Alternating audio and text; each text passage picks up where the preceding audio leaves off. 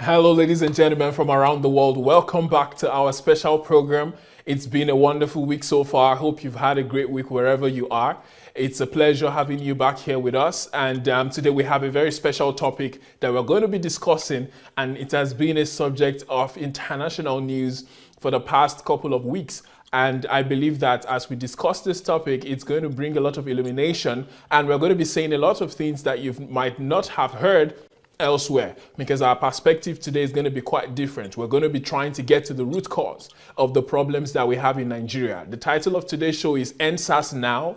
It's a question because that's what everybody seems to be running with. There's a hashtag on social media, everything is going viral, and a lot of pictures, a lot of Nigerians are in the streets. For the first time, there's an awakening among the young people in Nigeria, and they are calling for change. So we have a special guest all the way from Nigeria who is going to be talking to us about the things he has personally experienced. He's going to be talking to us about solutions, and I'm also going to be talking about some things that I think can help to make this movement to result in something concrete, in change that we can actually substantiate, not just the emotional throes of what it is that we're enjoying at this point. Because beyond what it is that we're protesting for, we need tangible results, we need tangible goals. And I believe that at the end of this meeting today, we would have provided some specific solutions that we think will be able to help in police reform, in bringing about less police brutality, and bringing about the safety of the Nigerian people, and bringing about a soothing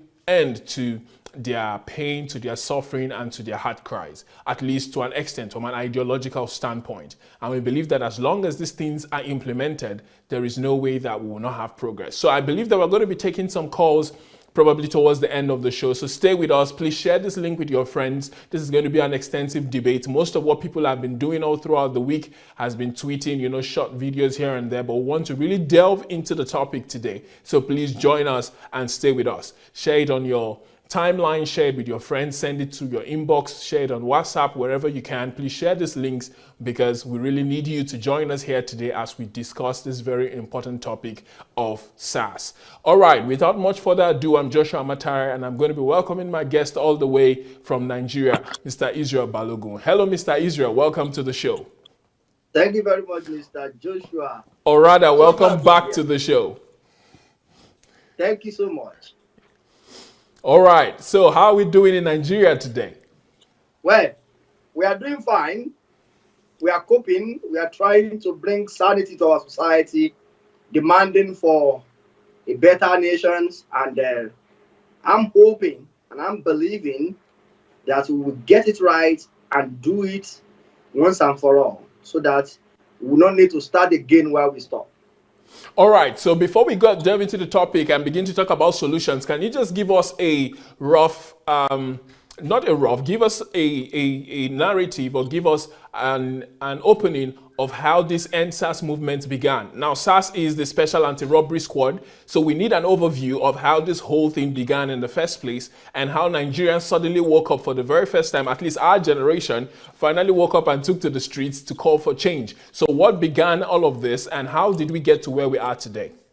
Okay, SARS has been for a very long time, actually. SARS was established around 1985, and it was a response to armed robbery that was on rampant in Lagos State then. Now, at that point, armed robbers were going to people's house. They will come with a pickup.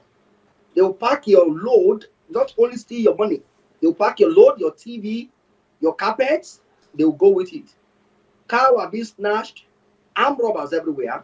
So it was designed to be a response to armed robbery.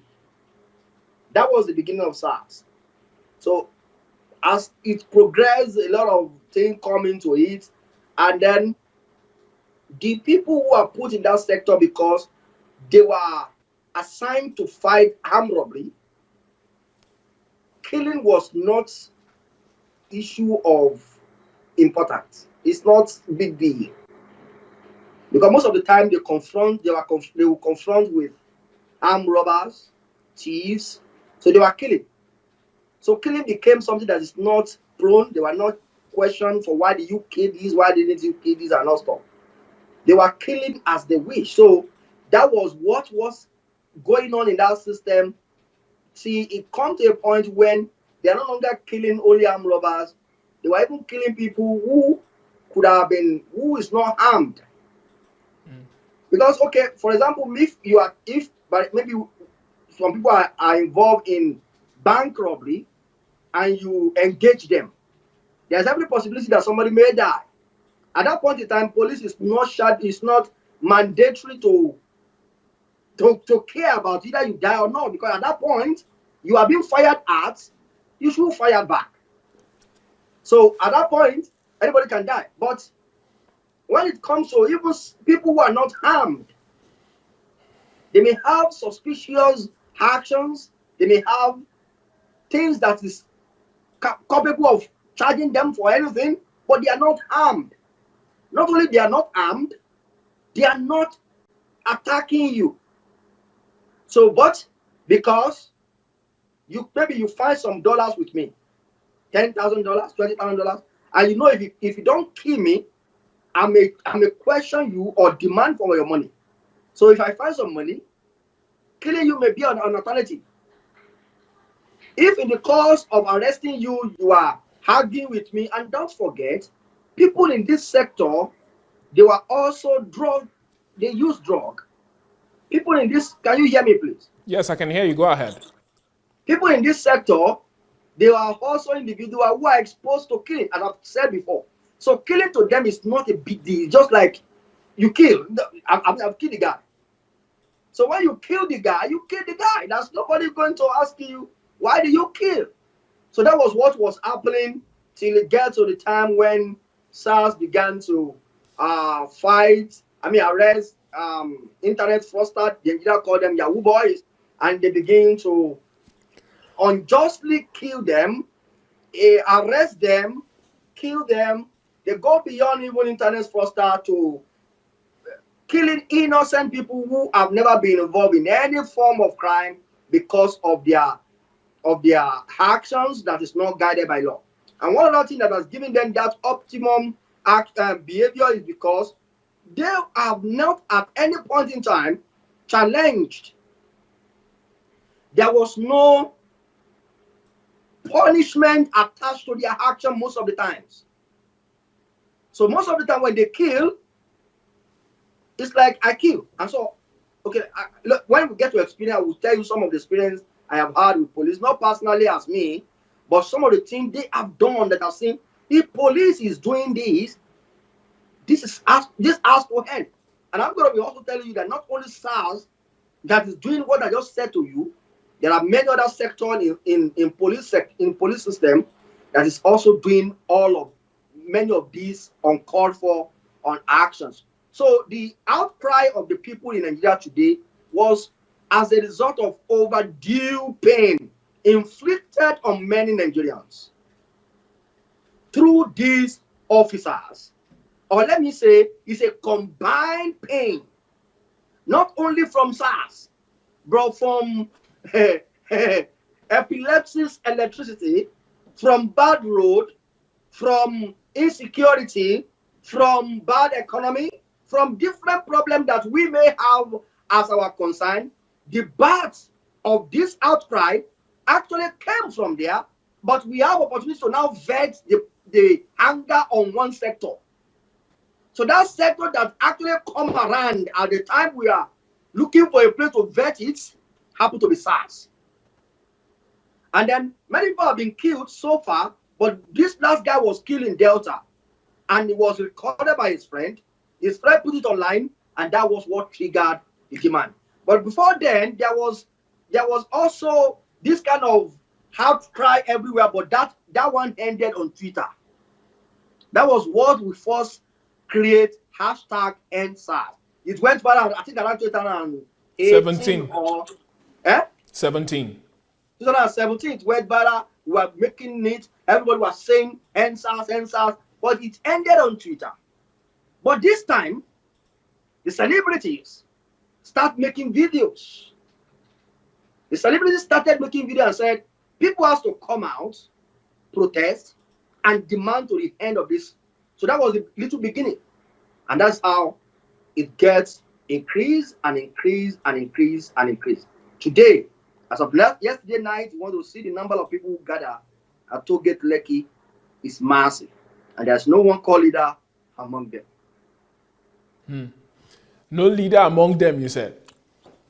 Yeah, no one like can say this is our leader. Everybody, Wow. what's that?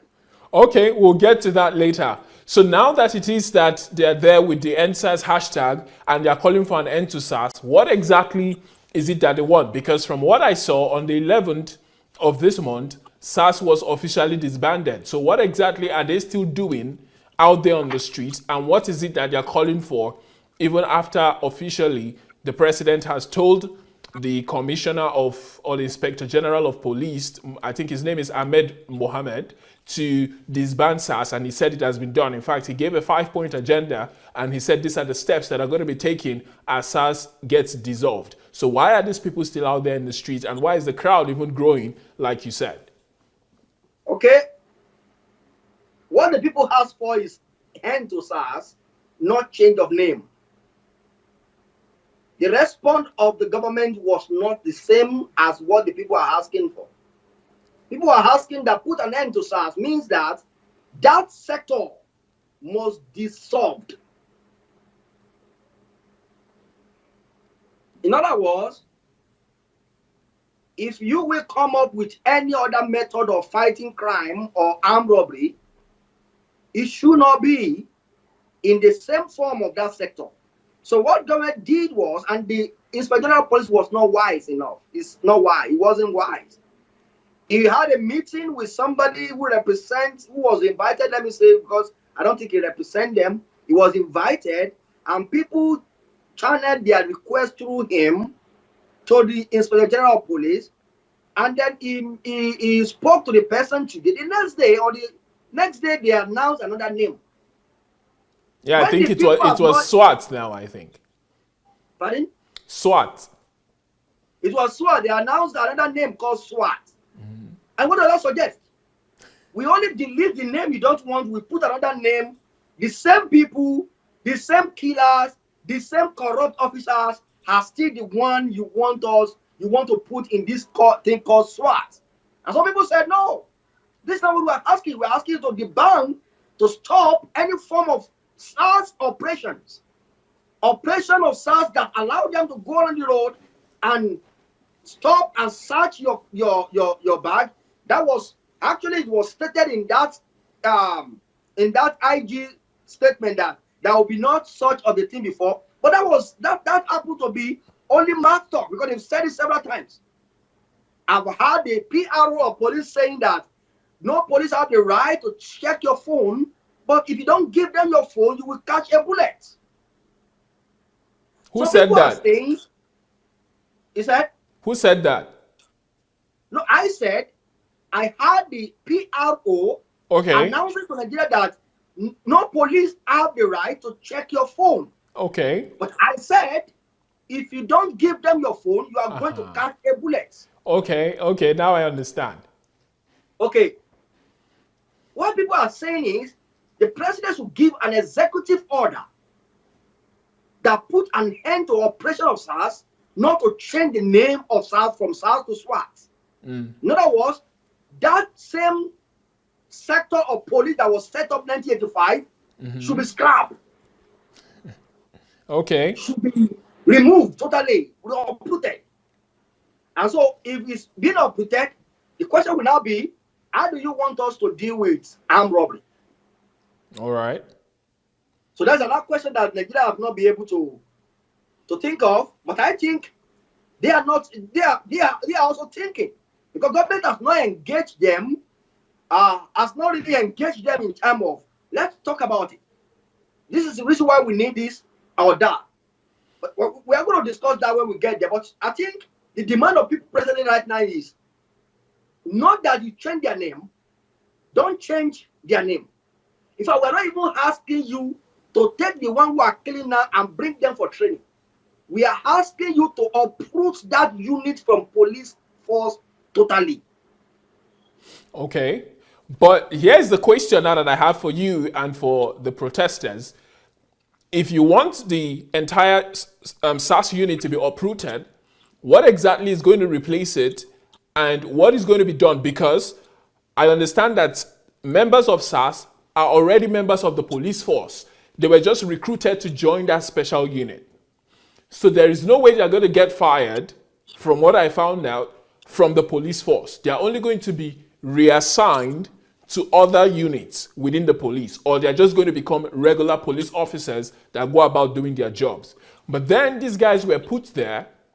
The entire SARS unit was set up as a result of Nigerians complaining about a spike in crime, a spike in robbery. And in fact, I was looking at the statistics in preparation for this show, and I saw that 67%, at least 67% of Nigerians are in daily fear of being robbed by armed robbers, or being, being bullied, or being or being under attack from people who want to take things from them. So there is an increase in crime, there's an increase in violence, there's an increase in thuggery. And this unit was set up specifically to confront those who were especially armed and going around molesting Nigerians. So if you want SARS to be uprooted, what is going to replace it? And how sure are you that the same people who are members of the police force, about 370,000 of them in Nigeria right now from what I heard, are not going to be part of the same system? All right, I think that is exactly why this topic was titled EndSARS Now. Because if you are going to deal with this problem, we should stop dealing with reacting to emotions, actually, because it is painful. Let me make this clear for everyone who is listening, that what SARS has done to Nigeria. I'm in Nigeria, I live in Nigeria. I'm not part of the bonjus. I'm not part of the rich. I'm a part of the on the road guy. I understand what it means. I know what it means. There's nothing about SARS. I know what it means. But if you want to deal with this problem, we should deal with it holistically. We should logically fight the battle. We should achieve something at the end of the day. Because if today President announced that any unit called SARS has been uprooted, we have not achieved anything. Good. We have only done what I call pleasing our emotion, and then that will not end the problem we are addressing. The problem I'm addressing right now is brutality of the police, injustice in the society. The problem we are addressing right now goes beyond police. Is talking about inefficiency of civil servants. The problem we are addressing right now is talking about the jumbo pay for legislators. These are the problems that SARS represents. SARS is like a typical example of every sector in Nigeria. And if anybody has a sector in this country that he or she think does not have the nature of SARS, you should mention it in the comments or call after this program to tell us one. And when I say sector, I include it to be within church. Because if I could be powerful enough to slap you and my member will clap, that give it to her. And then I can slap you and go scot-free. Nobody will ask me why I slapped that girl. That is the form of SARS in the church. When I say every sector, I'm talking about health sector. Health sector where somebody collect blood from people. If your wife is giving birth in public hospital, you have to give blood. You will donate the blood before you will give birth in that public hospital. You mean on that day that she's giving birth, or before that day? Before that day, the husband or relative of the wife would donate blood. Okay, because just in case she needs it, right? Just in case she needs it. Okay, so, during the delivery. During the delivery. But most times, maybe 100 people donate blood. Apparently, maybe 2 or 3 people may need it. But do you know the blood bank officer collect 100 bags of blood, she will only record 13 and sell the many blood to private hospitals. Wow. That is a SARS right there. That is a SARS right there. Do you know that an ordinary man who is in charge of oxygen in general hospital will collect money from different clients and share same amount of oxygen you pay? He will share it with 5 clients. And in the course of sharing it, some children were dying. I have a friend of mine who could have lost her daughter. If not, the guy was so vigilant enough. Every child that dies, he noticed that they were taking oxygen away from them. And the child will die. So he was asking, why do you take oxygen away from these people? He said it has been exhausted. That the oxygen they pay for has finished. When it comes to his own turn, his own child was about to need us. He was giving oxygen to that girl.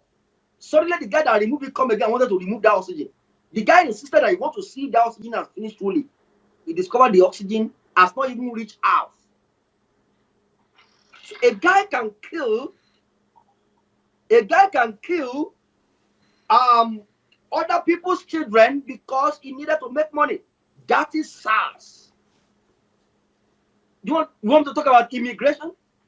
You want to talk about custom? Should I go into politicians? What do you want to talk about? Every one of us, individually, we have the nature and the form of SARS in us. So we need to look at the problem holistically and deal with it. We need to deal with the problem holistically. And how do we deal with this problem? Is to look beneath the fueling points of this problem. So when you come back to SARS right now and say, remove and disband SARS, the unit can be disbanded. The unit can be uprooted as we want. The people who are part of that unit will be reposted to different units to continue performing their police activities. Would that end killings? No. Would that put an end to brutality? No. What should we therefore demand? That should be our focus today. That's why I said, let's talk about end all SARS now. Because this is an opportunity to say, come guys, we should leave this. SARS is killing. Very bad. Very awful. That is painful. But do you know that a local government chairman kill more than a SARS? When it deprives you of primary education that is supposed to provide for your children, he raises criminals that will come back tomorrow and become a problem to society. Do you know that an health worker who sees his own or his or her own responsibility as something he can do whenever he likes, kill more children? Do you know that many people die in the hand of ordinary civil servants? Because when I'm supposed to get my pension, you refuse and deny me of getting it, and the children who are supposed to benefit from this pension could not go to school anymore. So SARS everywhere. We are dying. The one we see and we cry over is the one that we see that somebody shot one person down and he died instantly. That is painful. Nobody that will happen to that will not be on the street right now. I agree with that clearly. You would have experienced this kind of a thing in the hand of a man, and you will not go on the streets right now shouting that he should die. But what I am saying is, let's deal with the problem holistically. How do we uproot SARS in all sectors instead of one sector? How do we do that? That is what we should be talking about. That is what should be our focus right now. Thank you. That's interesting coming from you, because most people are not saying what you're saying, and instead they're saying the opposite, which is just get rid of SARS, and as soon as that is done, we'll be fine. And I asked some of them, I'm like, who is going to protect you from armed robbers? Because I can assure you that Yahoo boys, armed robbers, and all of these kidnappers are joining you in your EndSARS movement because they're happy that there's going to be less law enforcement, and at the end of the day, they would come out and victimize even you. I was telling a friend, I said, I saw some people showing up with fancy cars in places like Abuja for the EndSARS protest. I said, among those people who are in that protest, they are weighing up some of the people who are coming there with very nice cars, and they're taking their numbers and they're, feigning friendship. In a week or two, you will get a knock on your door because they know that you're wealthy and they'll come and rob you. So I said, I'm surprised that most people are not asking the question that what is going to happen to the problem that SARS was created to solve if we get rid of SARS. And then some people who are happy to lynch somebody on the street for stealing pure water are also out there shouting EndSARS. How are you different from the SARS people? You see other people who are cheating, other people who are stealing, other people who cannot obey a simple law. Say SARS. And I keep asking, where did the members of SARS come from? I keep asking, which country do they go to church? Which country did they school in? Which country do they live? What were they doing before they became SARS members or officers?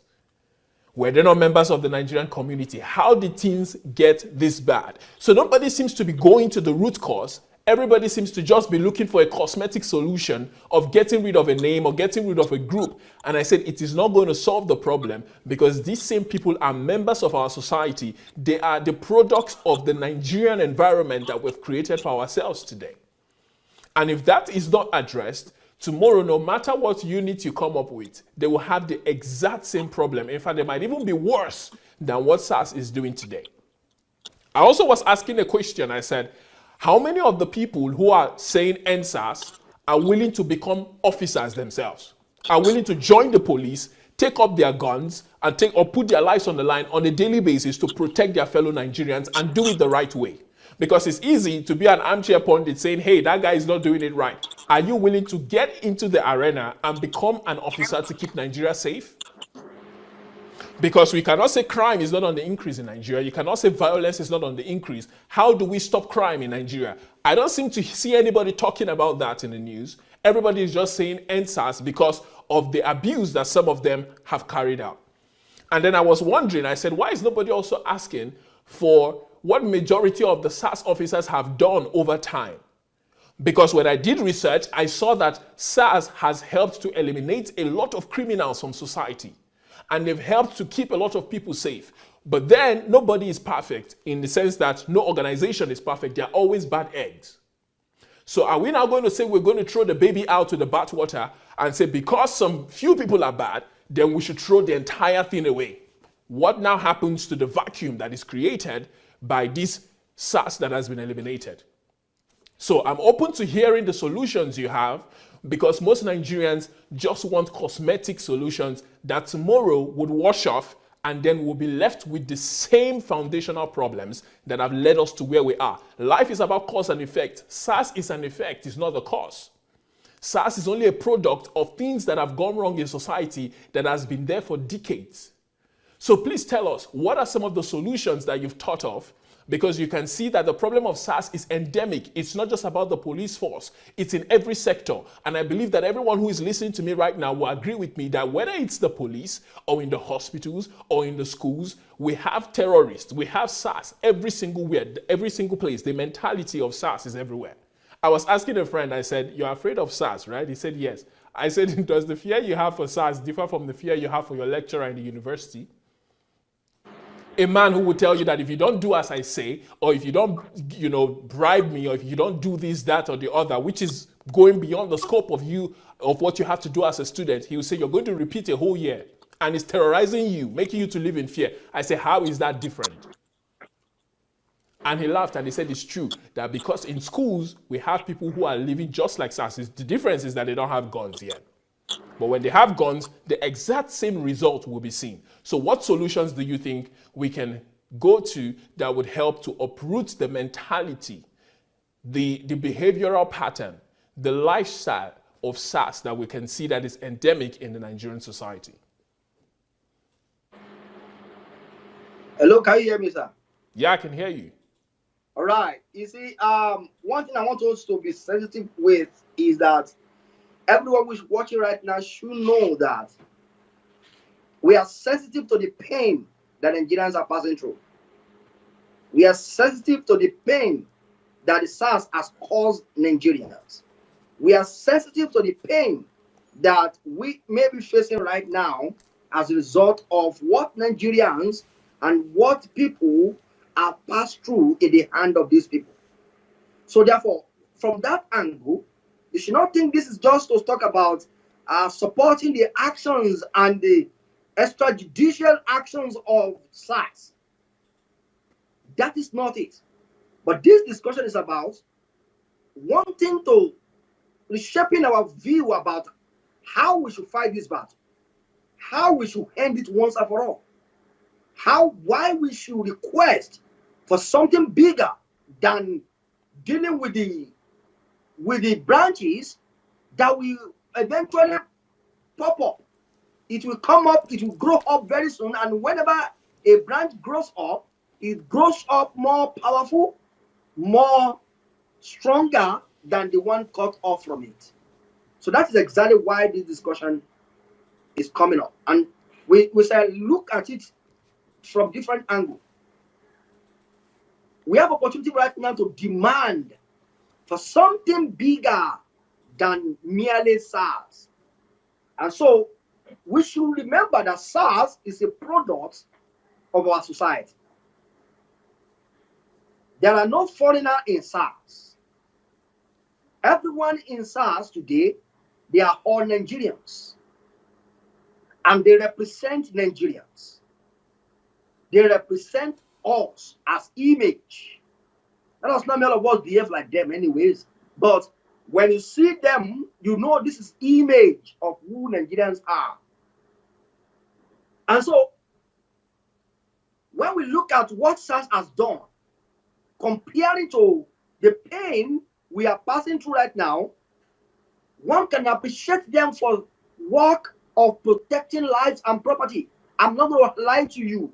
When you hear a gunshot, armed robber releasing guns, will I stop? Will I wait? They are always there to fight.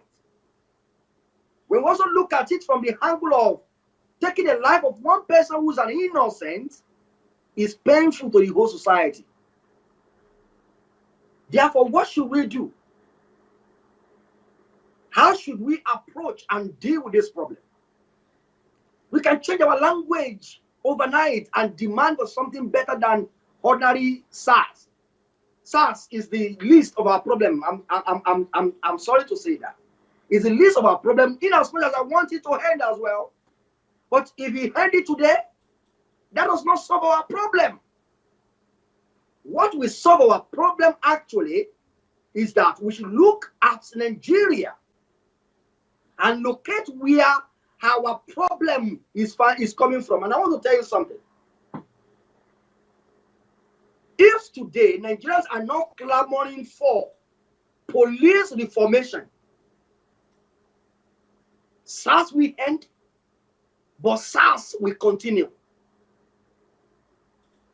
If we are not demanding for a policeman that carry a gun, has almost 5 kids, and is earning 70,000, 75,000 naira. Imagine you have you are legally allowed to carry gun, not that you are carrying it in the hidden. You are legally allowed to carry gun. There is no welfare for you. Before you get your salary, so many tables have removed their own cut of that money before it gets to you. When it does get to you, you have responsibility more than what you can cater for.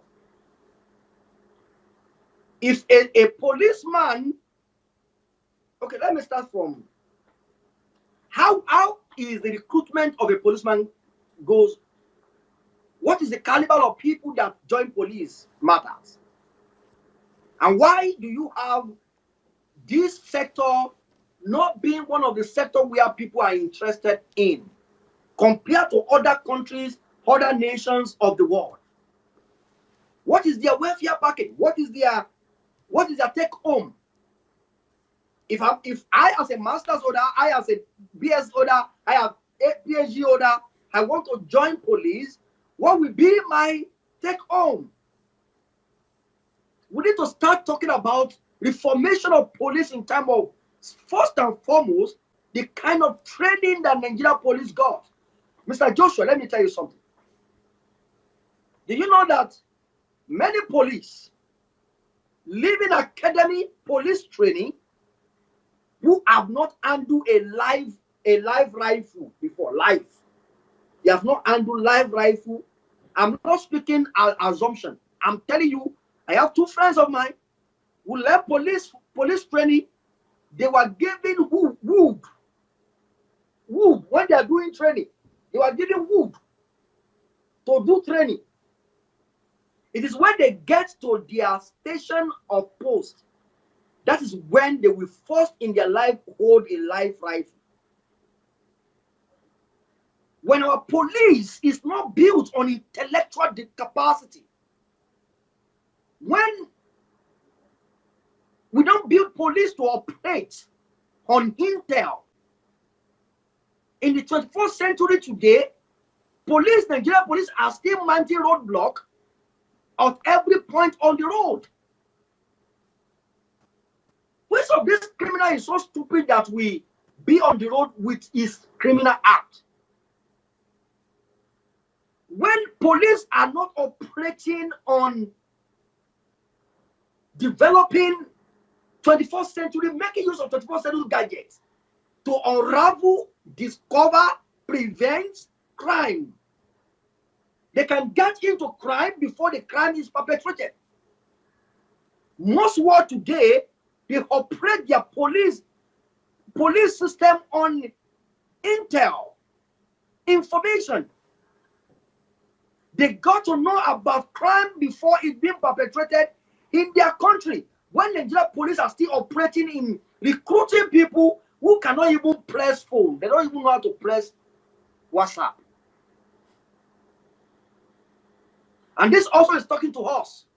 You can't. We are saying, wait, let me not go there yet, because I don't want to cause problem for people to just say I'm speaking nonsense right here. So if we want to reform police sector must be reformed in holistic.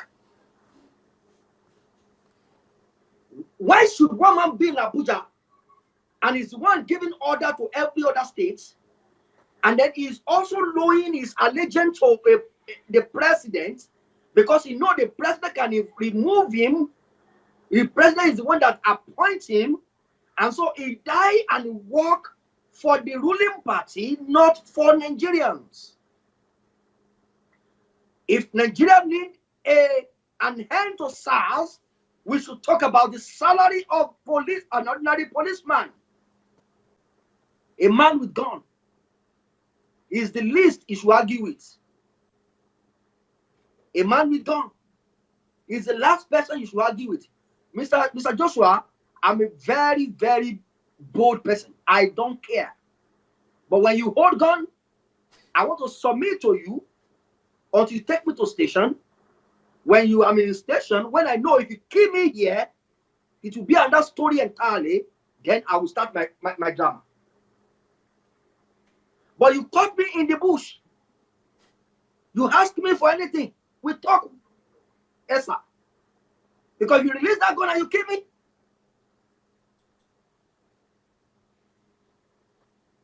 So we need to start talking about demanding for increase in the salary of a policeman in this country. Talking about the welfare of a policeman in terms of accommodation, house that he is living with his own kid.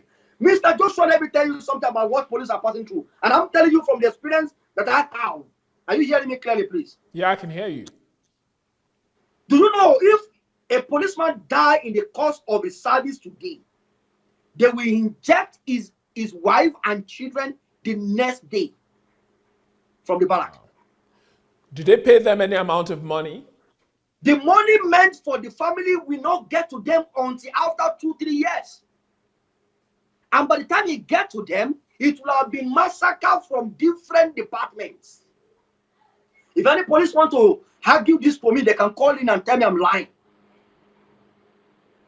So how do you want a man who knows if I die in the course of protecting the people, my family will, because you have seen his friends, his colleagues, how his children have become beggars on the road. How they inject the wife from the barrack without giving them any accommodation allowance. He has seen it. So when it comes to the time for him to stand and defend the people, he takes to his heel because he doesn't want to die. He have children at home. He have wife at home. Mm. But let's imagine that my colleague died in the cause of protecting lives and property, and he was given a befitting burial. His children were placed on scholarship to university level. The wife got the entitlement immediately when it matters. They were located to an apartment to live for the rest of their life. He knows that if I live and die today as a policeman, my wife, my children will never suffer. They were given health insurance that covers them to go for any medical help, any medical treatment at any point in time, at any level of illness, because they are children and wives of a policeman. How do you think a policeman will react in that sense? His orientation will change.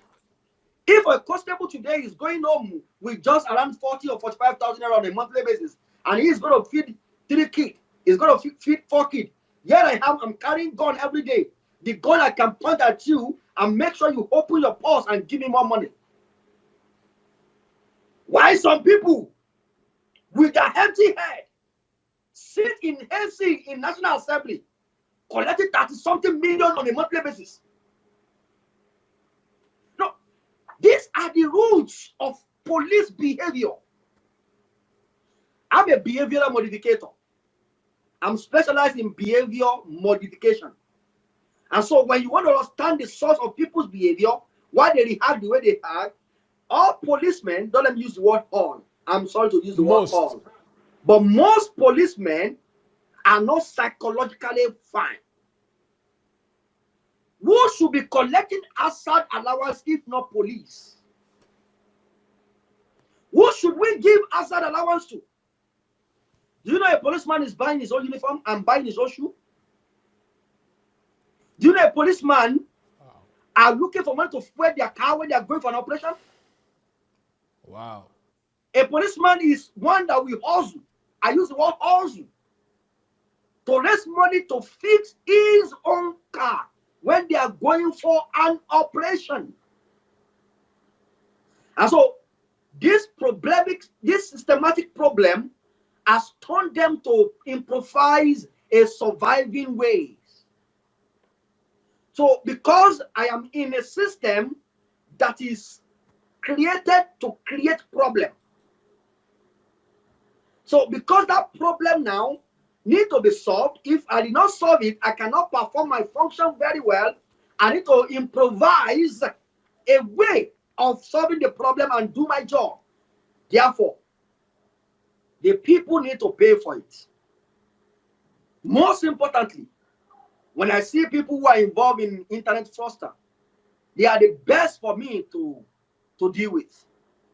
And if I am not in the unit that deal with them, if you ride Okada and you don't use helmets, and most police also, let me say this, Mr. Joshua, that most police also, they were able to harass Nigeria because we have something they can hold on us. I'm not saying everybody. No, I'm not saying everybody. You will see them stopping the bike riders and collecting 15 naira from them. But I have a friend of mine who ride the same bike and nobody have ever stopped him. So I asked him, I said, why were you not stopped? But they stopped all your friend. He said, I have my helmet. I have my driving license. My bike is registered and my paper is valid. Mm.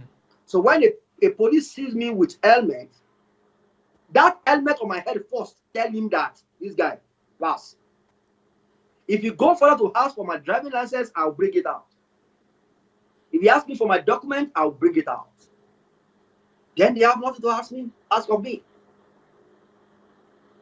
But most times when you see them asking money or collecting money from bus driver, taxi driver, my brother, those bus drivers, they don't renew their papers. They don't have driving license. And they know that if they don't quickly pay the policeman, he will ask them for it because the police knows that they don't have. So if he asks them for it, and when he asks them for it, they don't have the money to pay, it will become a problem for them. So they quickly tell them, they quickly play him and let them go. So systemic, we need to look at the system on which police is being run. Let me share one experience with you shortly. And I think this will help us in the course of this discussion. All right. There was a time I involved myself in the property business. So we try to sell land, sponsor some land and all stuff. So we have issue with some Omonile, they call them landowners. So I was forced to go get police, starting from the nearest police station who could not handle them. I went as far as Zone 2.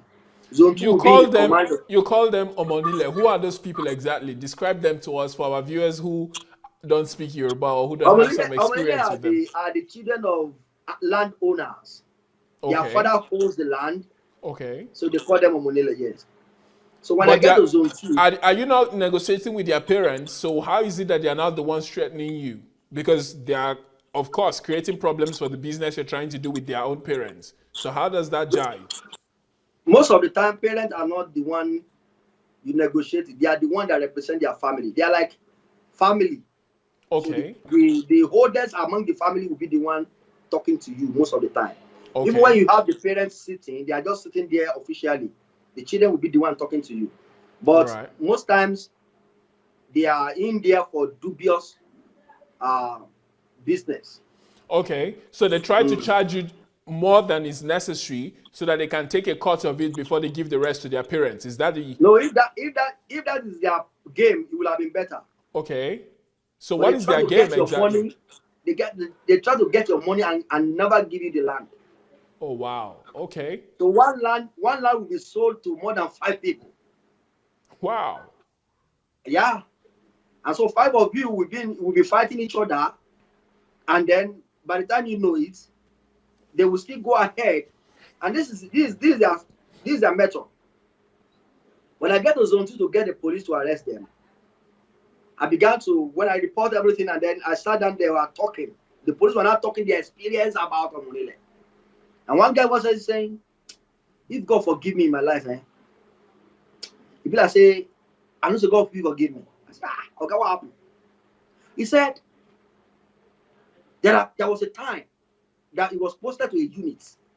And in that unit, they mainly use them to, when this will go, this is going to be on a platform worldwide. So I don't know the guy again. I'm not going to take anybody to him anyways. So don't come after me and say, show us the person. I don't know him again. I don't even know where he is. But it's a fiction. It's a fiction, right? It's a fiction. I'm just giving you a fiction. Thank you. Okay. So the guy was like, they will post us to go and fight. And then, so that unit is being used to collect land. The people who sell the land will come to you and give you some money. And when you come to take over the land, the people who own the land will throw a fight. In the course of argument, police will arrive. The owner of the land will run away. They will kill those people on the land and they will throw gun at them. Wow. I said the claim will now be that when they went there to go and settle the matter, the people shot at them. And yet they were killing a lot of people for these Omonile people.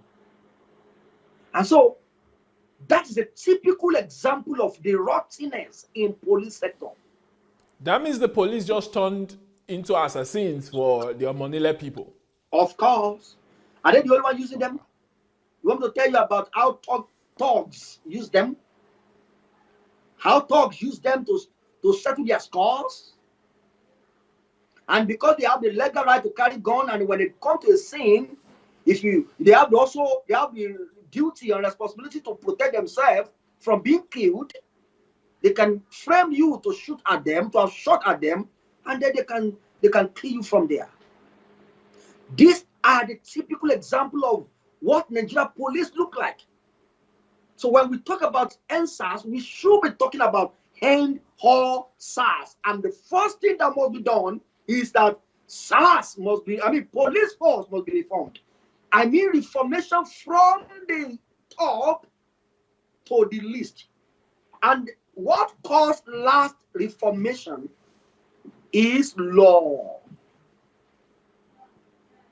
No nation thrive, I repeat, no nation thrive above the level of the soundness of his law and commitments. His commitment to implementing and executing the law. Two things. If the law that govern and that check the activities of Nigerian police is not sound, if it is sound and there is no one that is committed to implementing, executing such law, SARS will never end. Pray, do work prayer from now to eternity. March on the road and pray from Lagos to Ibadan. Hi, Israel. I'm telling you today, that will not end. Because it is the reformation of this law that will guide both the criminals among them, the saints among them, the one that want to do good but is going to be influenced later. It is the reformation, not only reformation, not only sound, but commitments to implementing laws and order. You know, Mr. Joshua, truly righteousness exalts nations. But when we speak about righteousness in Nigeria, we speak about it from the perspective of religion. We didn't speak about it that a nation can achieve righteousness by making sure that his law curtail and check excessiveness of his citizens. When law becomes a tool of attaining righteousness, people live right. We cannot achieve 100% of human uprightness without God internal change. But God internal change for 200 million is not certain. I'm sorry.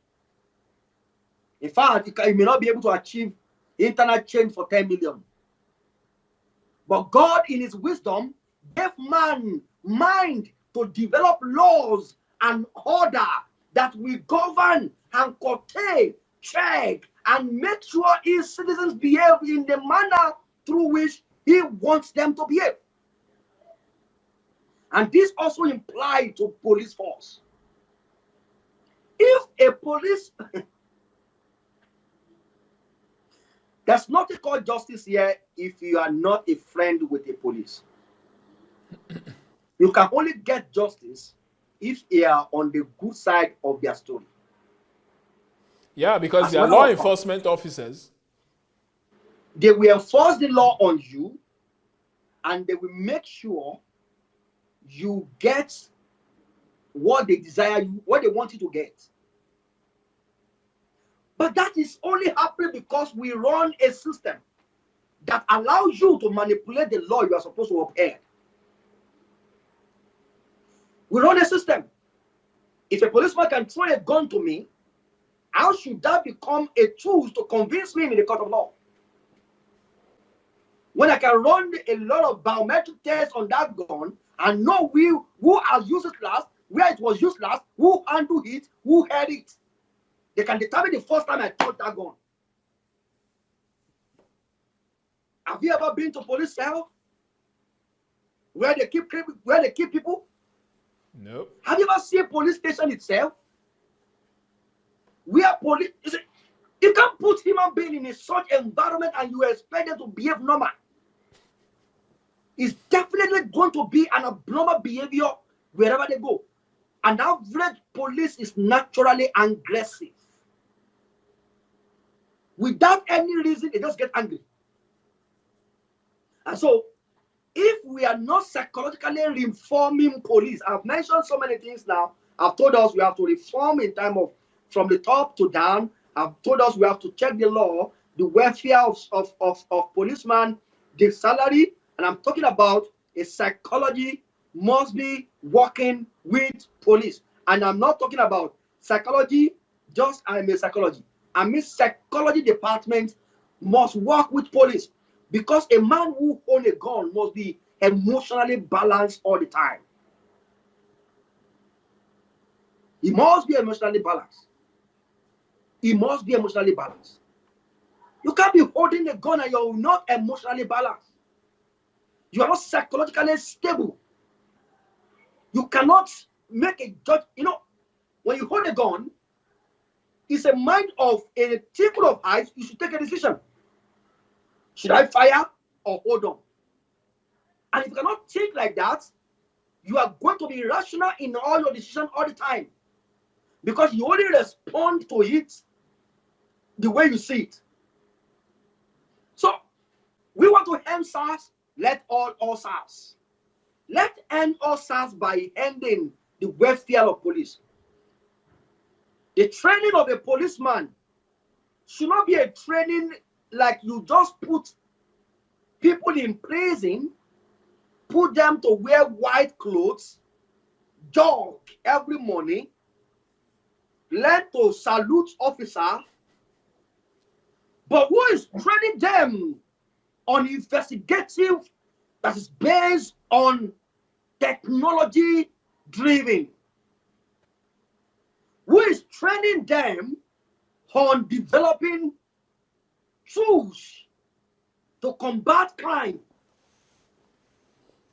In a case when I want to take a Yahoo boy who's resisting to be taken to a station, I can use electric shock to get him down instead of using live bullets. Inasmuch you are not harmed, but you are resisting arrest, and I need to take you to book, I can use electric shock to get you down. But does police even have bullets because of electric shock? So if a policeman is going out, I've seen a SARS who cocked gun at me. At that point, I nearly urinated on my body. One of them stopped me. I was driving my brother's car. It happened to be Jeep. So when I came out of the car, he said, what do you do for a living? What? I said, calm down, sir. The second one that was on the other side thought maybe I was arguing with him. He just turned by, just said, Karaka, are you one of them? Let me fire you now. Wow. I said, sir, I'm not one of anybody, please. Why is he responding in that manner? He's responding in that manner because he's not psychologically stable. He has been introduced and exposed to an acidic environment that has culture influence made him to behave in that sense. So Nigeria needs to look at it, and what should be our language? Reform police. What should we be asking for when we say reform police?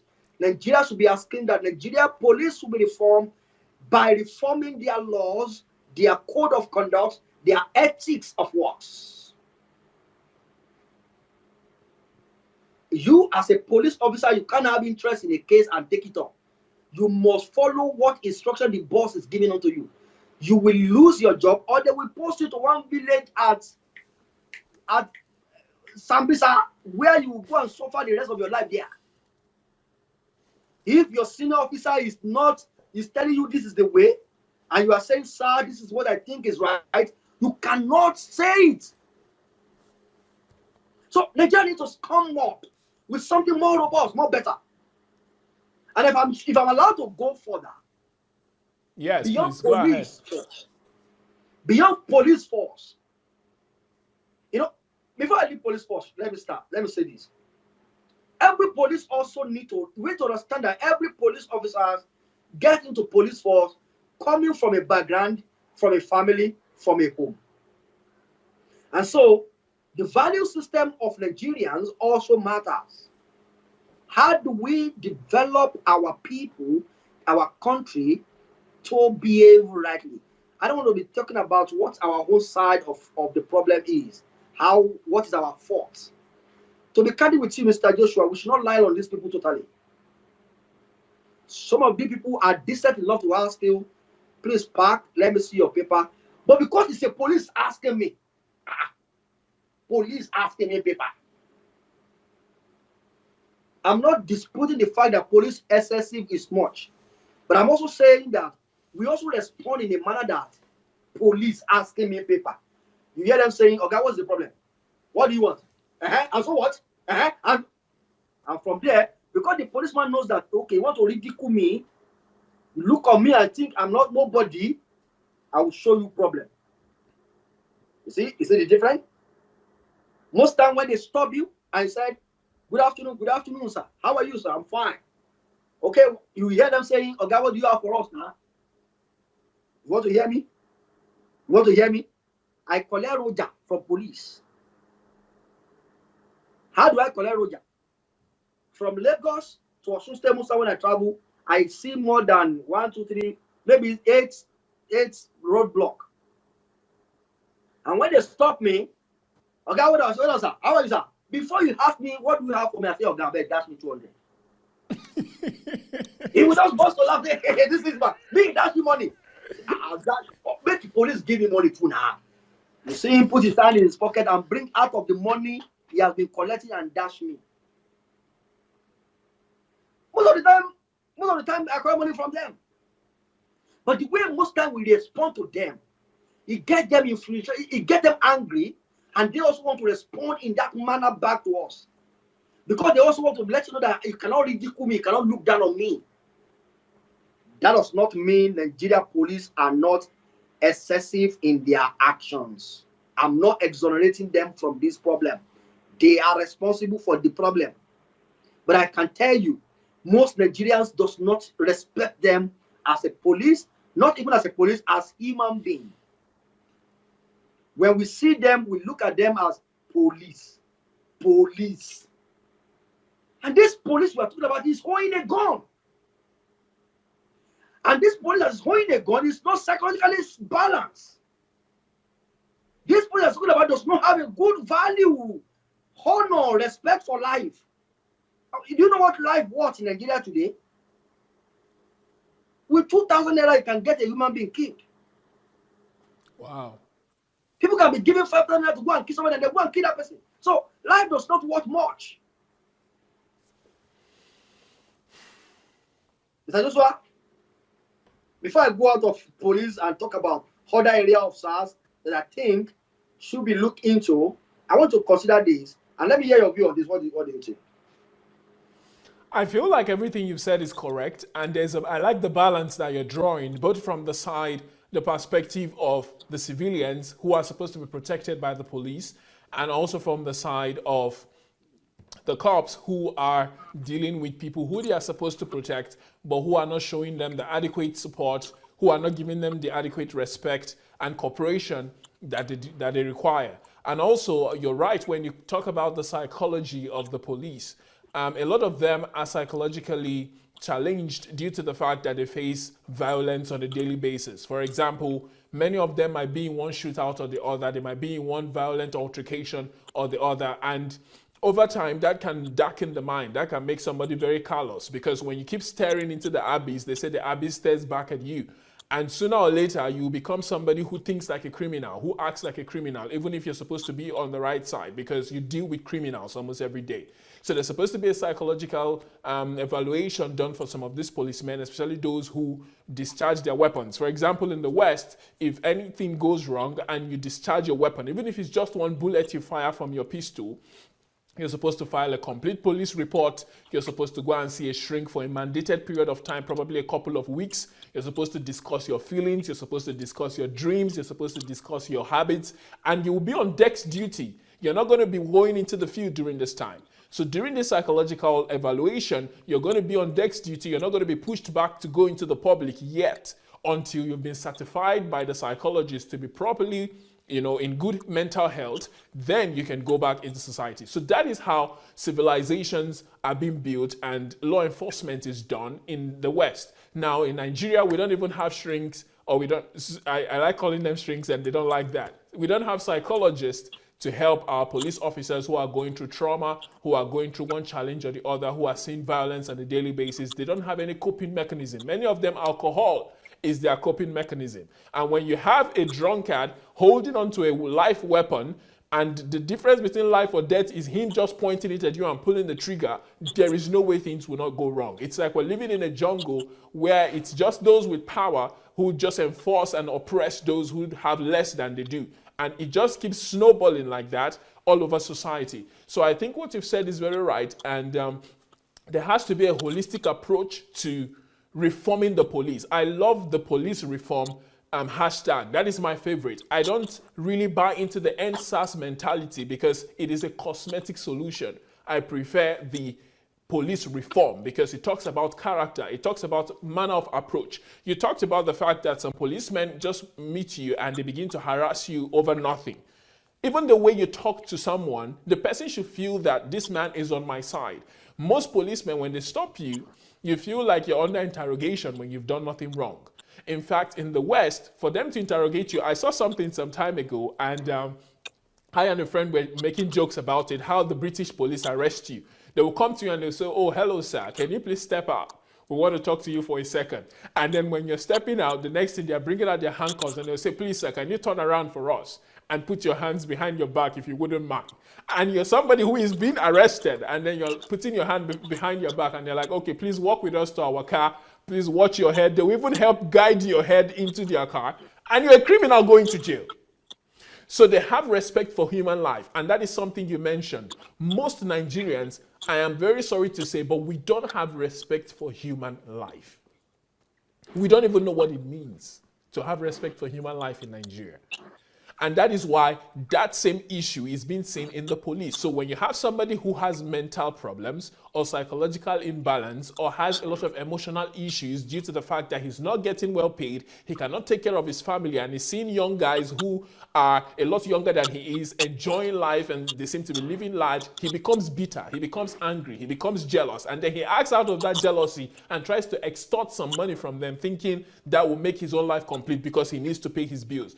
All of these things are issues that have to be resolved. And that is why I wasn't happy when I was looking through the internet and I said, what are the policies that these people are calling for that should be passed in the legislative branch? A lot of them were shouting about Buhari. I said, Buhari does not make laws. He's the president. We should be talking to the senators. We should be talking to the House of Representatives, because the laws they pass are the things that are going to be enforced. And that is where what you said about law comes in. If there is no law and there's no proper law enforcement, there's no way the society will be able to work in a cohesive way. There'll always be these issues of violence coming in from the police, because the police don't see themselves as part of the community anymore. They see themselves as above the law, instead of them to see themselves as people who are also part of the system, part of the law, and are supposed to protect those who are not walking around with live weapons. So it's a very extensive thing. In fact, I feel like if we discuss the whole of this today, we might be here for 3 hours. But yes, I believe that what you've said is correct, that we have to have a holistic police reform bill. We need to go into genuine police reform from the bosses to those. Imagine you telling us now today, I don't know whether other viewers knew this, but I didn't even know that in their training, they don't even use live weapons. Because when you go for training in the West, you have to use, first of all, you use the rubber bullets.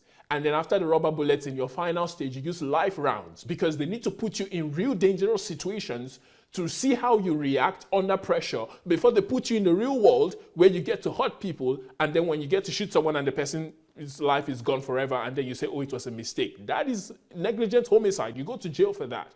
So in training, they will put you under the most intense of situations to make sure that you know how to handle pressure with live weapons. And when you pass, that's when you're now graduated into working with a senior officer over time before you're left on your own to even do things by yourself. So the training, the salaries you spoke of, I was listening to a woman who spoke about how she collects just 65,000 naira a month, and she's got kids to feed. She said it's not even enough for her transportation, for her to go from her place of work to her house in a month. And she says sometimes they don't even get paid for several months.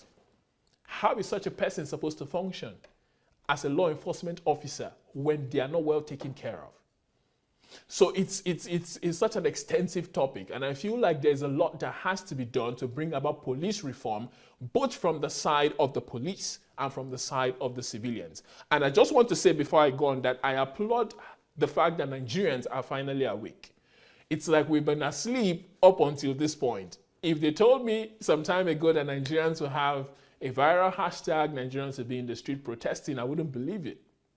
But I'm happy that finally there is a movement that is waking the conscience up of Nigerians, that is waking the passions up of Nigerians, that's making Nigerians to say, okay, we've got a problem and we want solutions. Now, many of them sadly don't have solutions, but at least they're expressing the fact that they recognize that there's a problem and they want someone, anyone, to give them a way out of what it is that they are facing right now. So that is something to be commended. And also, my heart and my sympathy goes out to those who have lost their lives in this protest. They are heroes because they came out to peacefully protest and they were met with force. I don't understand why the Nigerian police is using force against peaceful protesters. These people are not causing any harm. These people are not attacking anybody. They're just out on the streets asking for something that is their right. I don't understand why they are being shot.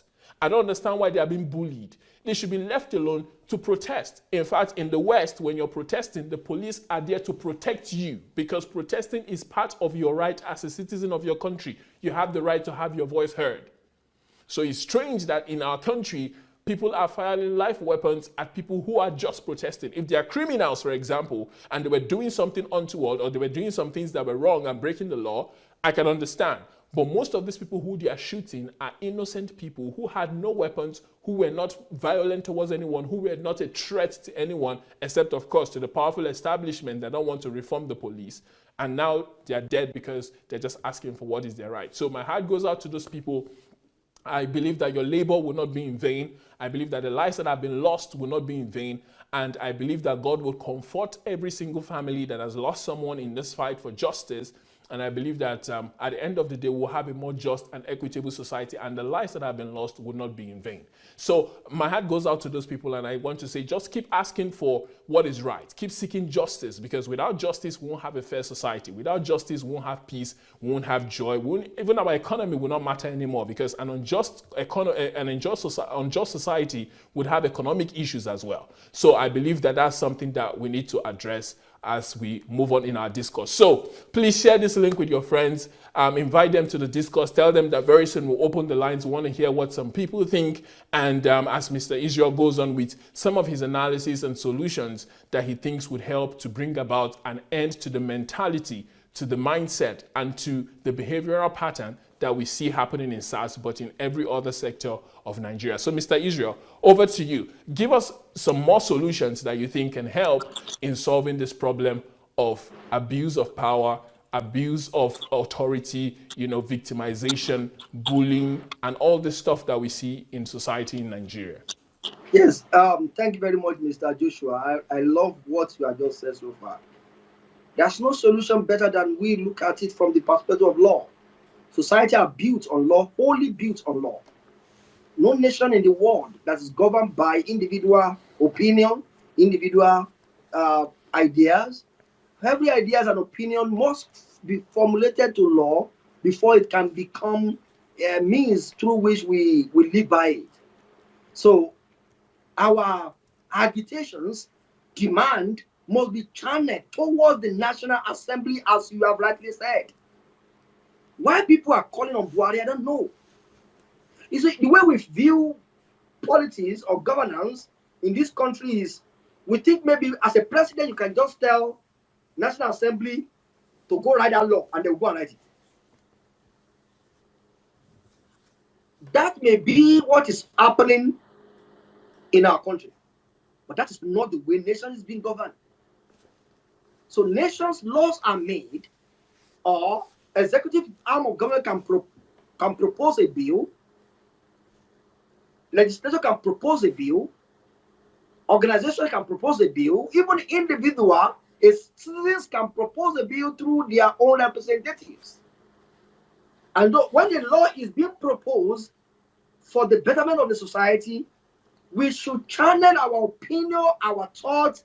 And I'm not saying the streets we have occupied is not needed.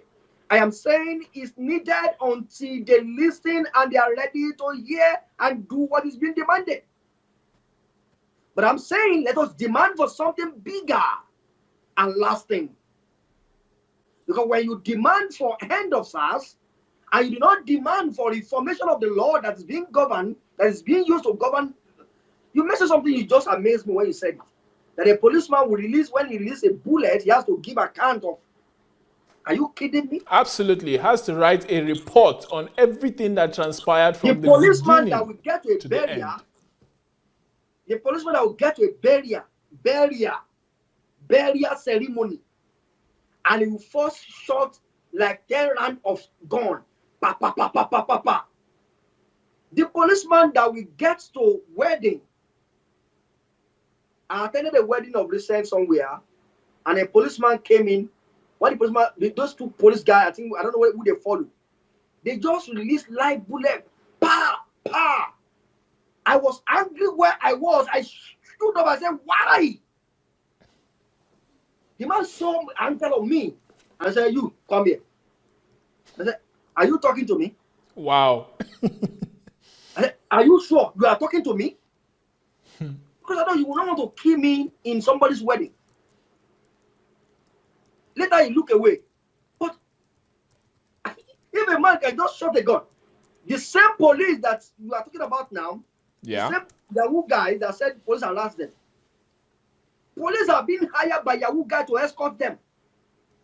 Criminals hiring the police. Yes, when they are going to club, they hire them to club. When they are going to party, they hire them to party. Police will be the convoy. Will be the one that will follow them to near club. Yahoo guy will hire police as a security. When the people, I mean, why should pastor be going with police? Nigeria is over 2 million people. We don't have up to 700,000 policemen as I'm talking to you. Nigeria has around 600. We have 370,000. We have about 370,000, not up to 400,000. If you mathematically explain that number, you will know how many people a policeman is securing. For now, 200 million people. A 6 policeman is being attached to 1 politician. Wow. What is a celebrity doing with a policeman when he can hire I'm sorry. private security? I'm sorry. Did you say 1?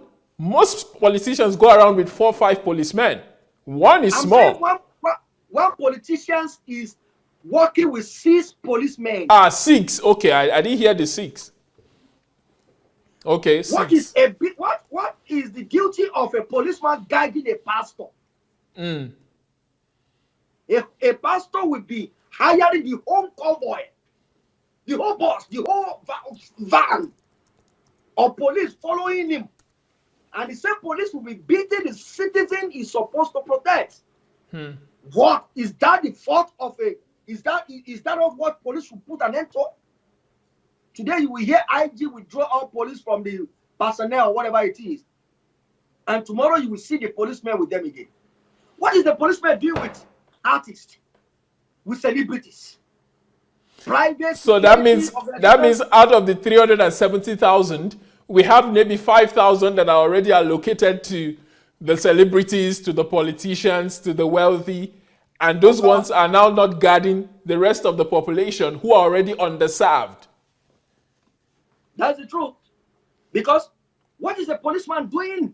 See, I mean, you see a policeman guarding the house of a businessman.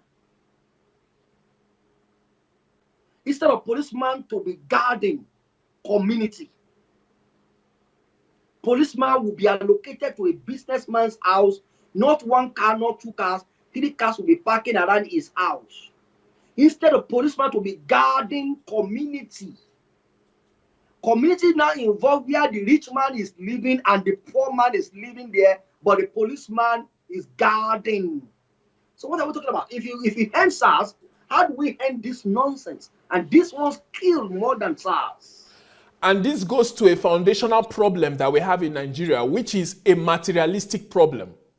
We are very materialistic. If you don't have money in Nigeria, you don't count as a human being. Of course, And that the is definition why, of human being. yes, and that is why 4 or 5 cars will be guarding one rich man's house while the rest of the community is left unguarded. In fact, you might be under attack from thieves. You might call these policemen and they'll say, we are not here for you people. And The then those definition people are of being left human. at the mercy of armed robbers. The definition of being human in Nigeria is basically defined by how much you own and how much you have. So if you want to end SARS, we should look at our value system actually. We should place a strict, deliberate decision to change what Nigeria hear, what they see, what they listen to. For the next 5 years, 3 years, 2 years, our media should be censored. Messaging from the pulpit should be strictly placed under censor. Because belief is formulated by what we hear. Even the Bible is so clear about it. Faith comes by hearing and hearing. He repeated it twice. You know why? It's because whatever you persistently hear, formulate your belief. Whatever formulates your belief determines your actions. And when you are taking action, you are taking it basically from what you believe. And so if we are not conscious about how we feed and what we feed people with, we will have a nation full of materialistic. And let me tell you, the underground value problem of police, apart from law that is not implemented and all stuff, underground value collapse of a police is materialistic. You want to see some houses built by members of SARS. A policeman earning around 85,000, owning a mansion. A policeman that his salary is no more than 90,000, building house worth 25 million naira, driving car worth 5 million naira. Where do you think his feed is getting those things from?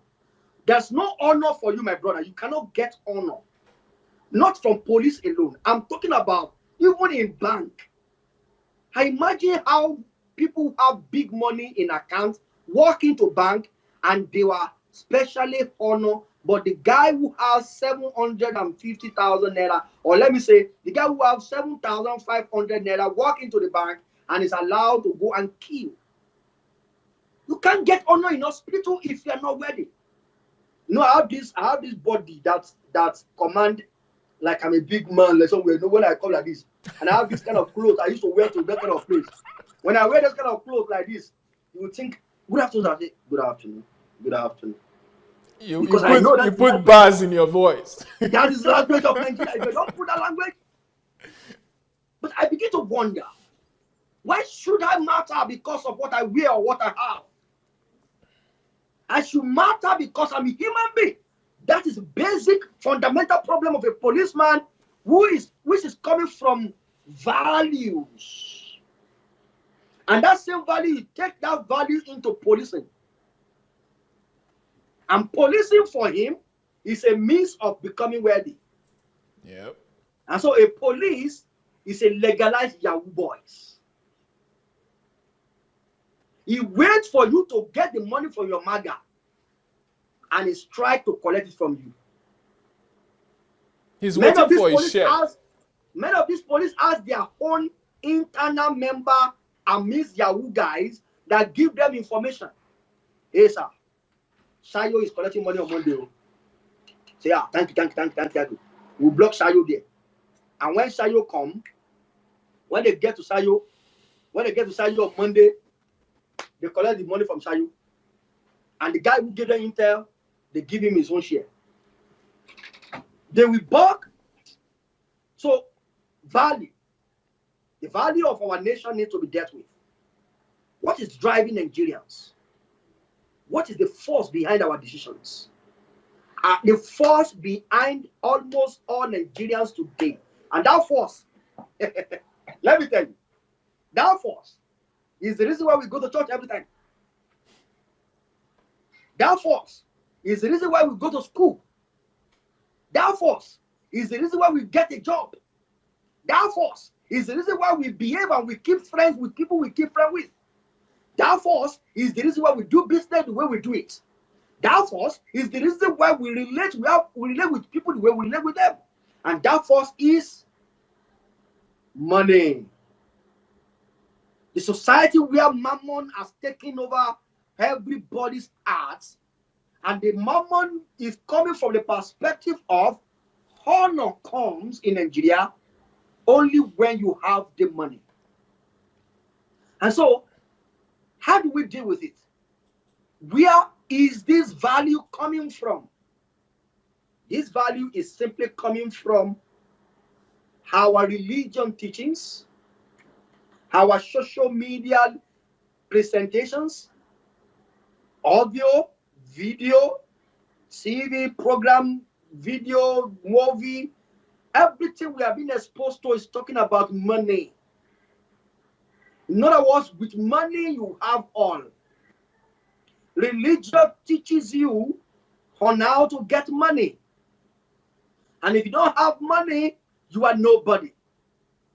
Those who did not teach about getting money, they tell you about beautiful heaven that you must not bother yourself about the heart, but worry about the heaven you are going into, which is so beautiful. The same message that the Boko Haram member preached to their home member, that there's a place they are going into where they have 70 virgins waiting for them.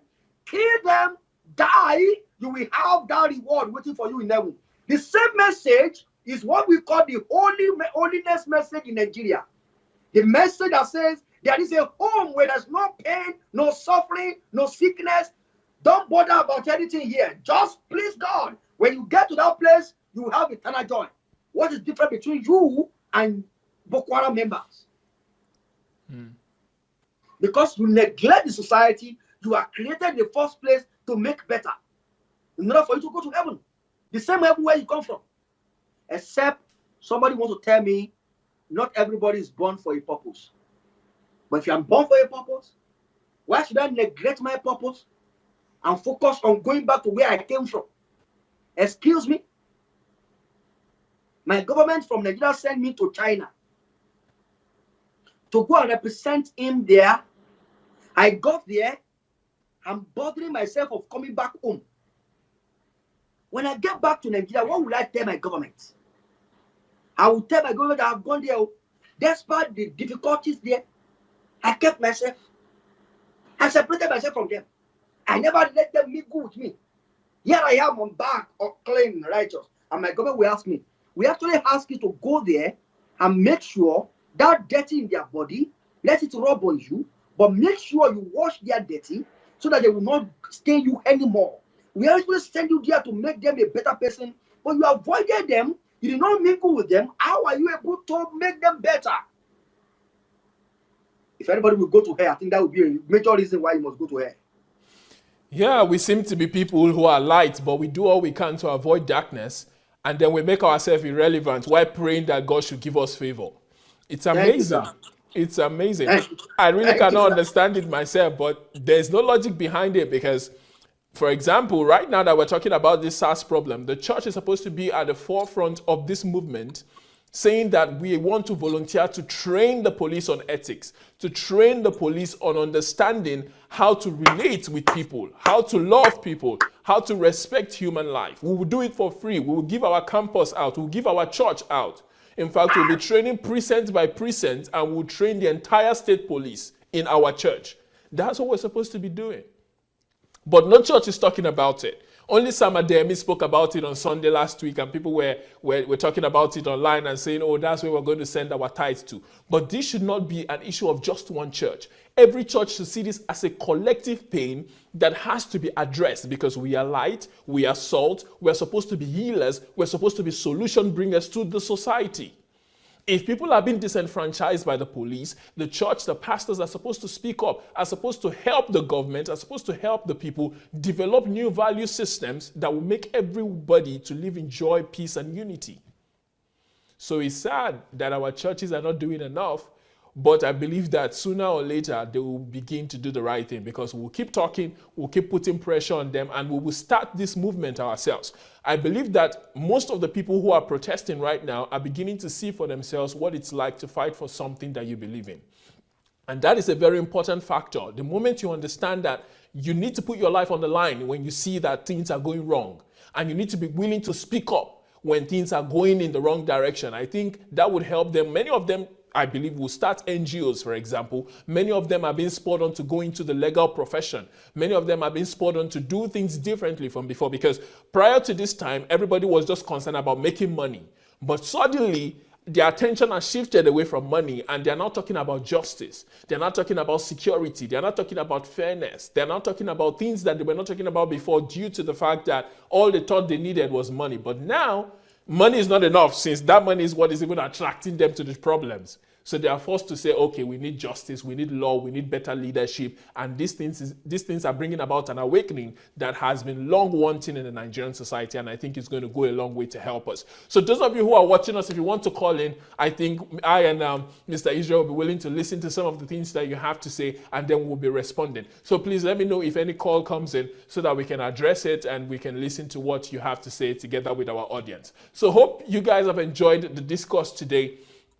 We believe in police reform. We believe in anti-brutality measures taken to make sure that every single law enforcement officer in Nigeria is not just well taken care of, but is set up in such a way that they will properly take care of the communities that they have been entrusted with. The police are supposed to protect and serve the people, not terrorize, disenfranchise, and bully them. If we have a police that is not functioning like it should, it's because something is foundationally wrong with the Nigerian system. And that has to be addressed from the standpoint of a value system. In the family, like Mr. Israel has said, there has to be value systems taught. In the church, there has to be value systems taught. In the schools, there has to be value systems taught for the kids. Kids need to be taught the value of human life. They need to be taught what kindness means. They need to be taught what love means. They need to be taught what caring for others means. They need to be taught what selflessness means, because we live in a very selfish society where a lot of people just think of themselves alone and they don't think of the interest of others. This has to stop. Nigeria cannot prosper as a country if everyone is selfish, if everyone is thinking of themselves alone and forgetting that their neighbors, they're supposed to be their neighbor's keeper. And that is one of the problems that has to be addressed from the standpoint of our minds. If we don't transform our minds, if we don't transform our attitudes, if we don't transform our way of thinking and our way of acting, in spite of how many SARS movements we start and end through protest, we will not make progress as a country, because we will keep producing the same results if we don't stop doing the same things over and over again. I think it was Einstein that said the definition of insanity is doing the same thing over and over again and expecting a different result. You cannot claim that SARS is creating problems right now, or you cannot complain about the problems that SARS is creating while you are doing the exact same thing that they are doing. The change has to start with us. Every single person has to take responsibility for their lives and say, how am I doing things that are wrong in my own life, and how can I become a better person individually? Because most of the people in SARS, probably they were told in training. I was listening to a police, I don't know, Mr. Israel, did you see this video of a police officer who was telling them that, have you forgotten the training that you had in the academy? He said they were trained in the academy to let armed robbers go if it means taking an innocent life. Did you see that video? Yes, sir. Yeah. So I said, how is it that you're trained not to fire indiscriminately and even allow an armed robber go if it means taking an innocent life? Then suddenly you're not, in fact, you're not going after armed robbers anymore. You are not intentionally taking the life of innocent people. It's like a complete distortion of everything they were taught. And I believe that part of the police reform needs to be penalties for people who break the law within the police. There has to be a massive deterrent within the police force, that when you're a policeman and you break the law, go to the US, go to most of the North American countries, you will see police in jail. There are a lot of them there. If you're caught in corruption, if you're caught abusing your power, if you're caught doing the wrong thing, especially when it borders on criminality, you will not just be fired, you will be sent to jail, because you will be prosecuted like every other criminal on the street. To whom much is given, much is required. But we don't have people who are going to jail. Sorry, before you come in, I saw the governor of Port Harcourt yesterday. I think that's Governor Wike. He was talking about the fact that the last panel that they had, they were able to find out some of the things that were wrong with the police system, and there were some policemen, in fact, who were found wanting. And he said they've given their names for prosecution, and nothing has been done for a couple of years now up until today. So he was challenging the vice president, who came out and said that it is the governor's responsibility to reform the police and to, follow through with most of all of the things that the SARS protest members were asking for. So he was pushing back and saying, we're not going to set up another panel when the results from the last panel we've not seen. And in fact, the things that we prescribed and the things that we said should be done have still not been done. And you're telling us to set up yet another panel. He said, who is going to pay for it?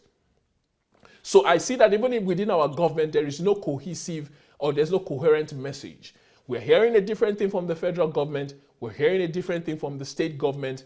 And even the protesters don't have a unique message aside from EndSARS. Okay, we've ended SARS. What next? How do we make this change systemic? How do we make this change concrete so that everyone feels it and knows that sincerely something has changed?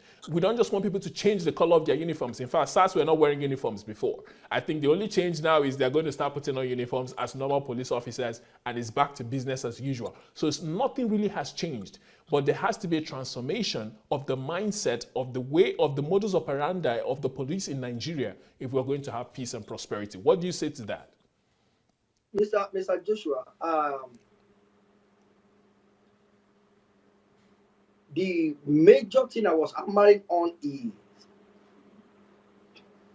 there will be no end to brutality in Nigeria police force, or there will be no better nation called Nigeria except we look into our law and the medium through which we execute, interpret, and implement the law. Because this law is the key upon which nations is being governed. And that's why I was saying that if a policeman knows that if I kill you, nothing will happen. The worst that has ever happened was my colleague who did it was demoted. That has been the worst. They call somewhere, they call it slaughter. Is it slaughter or? There's a name they have for it in anywhere you see command, or they call it area F or something like that. They have name for that kind of place. The moment they take you out of your cell to that slaughter, you are going to be killed. Wow. The moment they call your name and they take you to that slaughter, it's fire. They will. I was in a police officer's car. He was calling a car wash. Is that about? And they bring my car. I beg, you want to meet the white kids the way blood stay my car.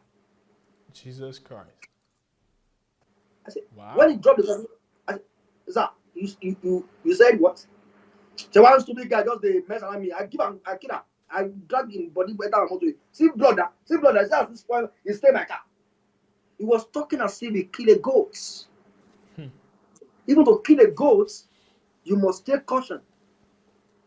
But this is continually happening because nobody is being sanctioned, punished for such action.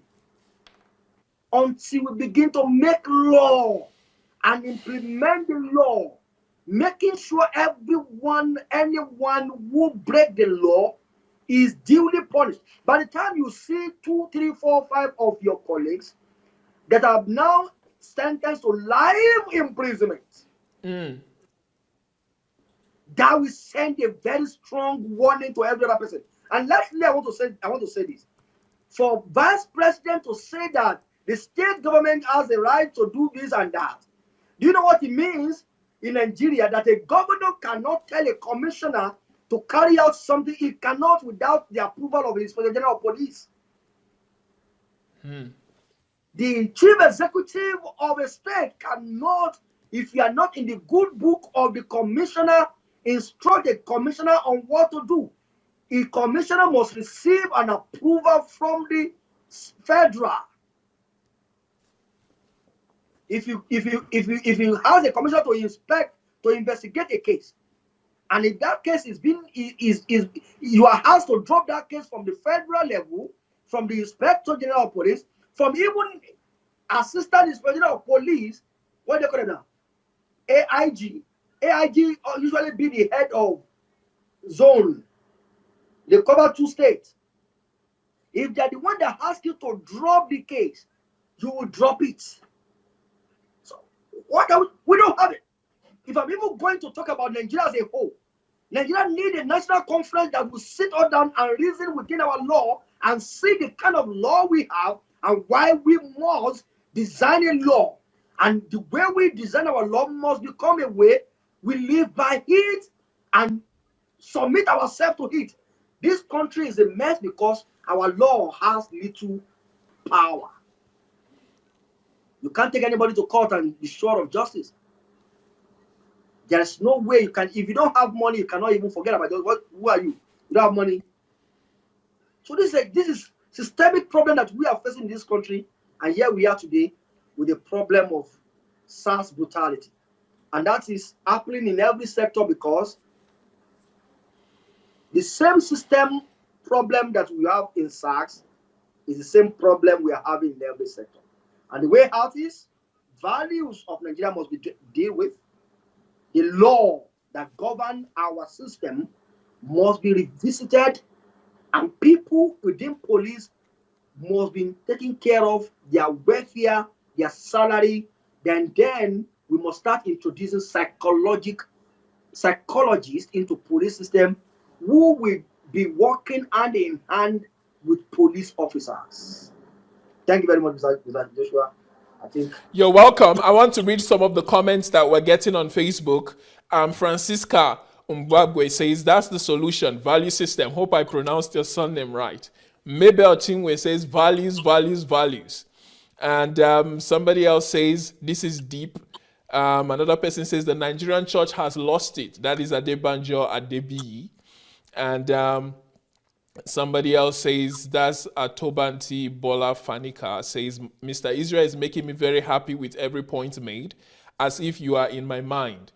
And Bomi J says, church don't have ethics. You can't give what you don't have, period. And yeah, so we can see that the viewers understand what it is that we're saying, and they're agreeing with us, and they're saying that values are what we need, instead of just giving a cosmetic solution to this problem. And the School of Life in Christ says, yes, so true. Value system must be taught in our schools. We are the change we need.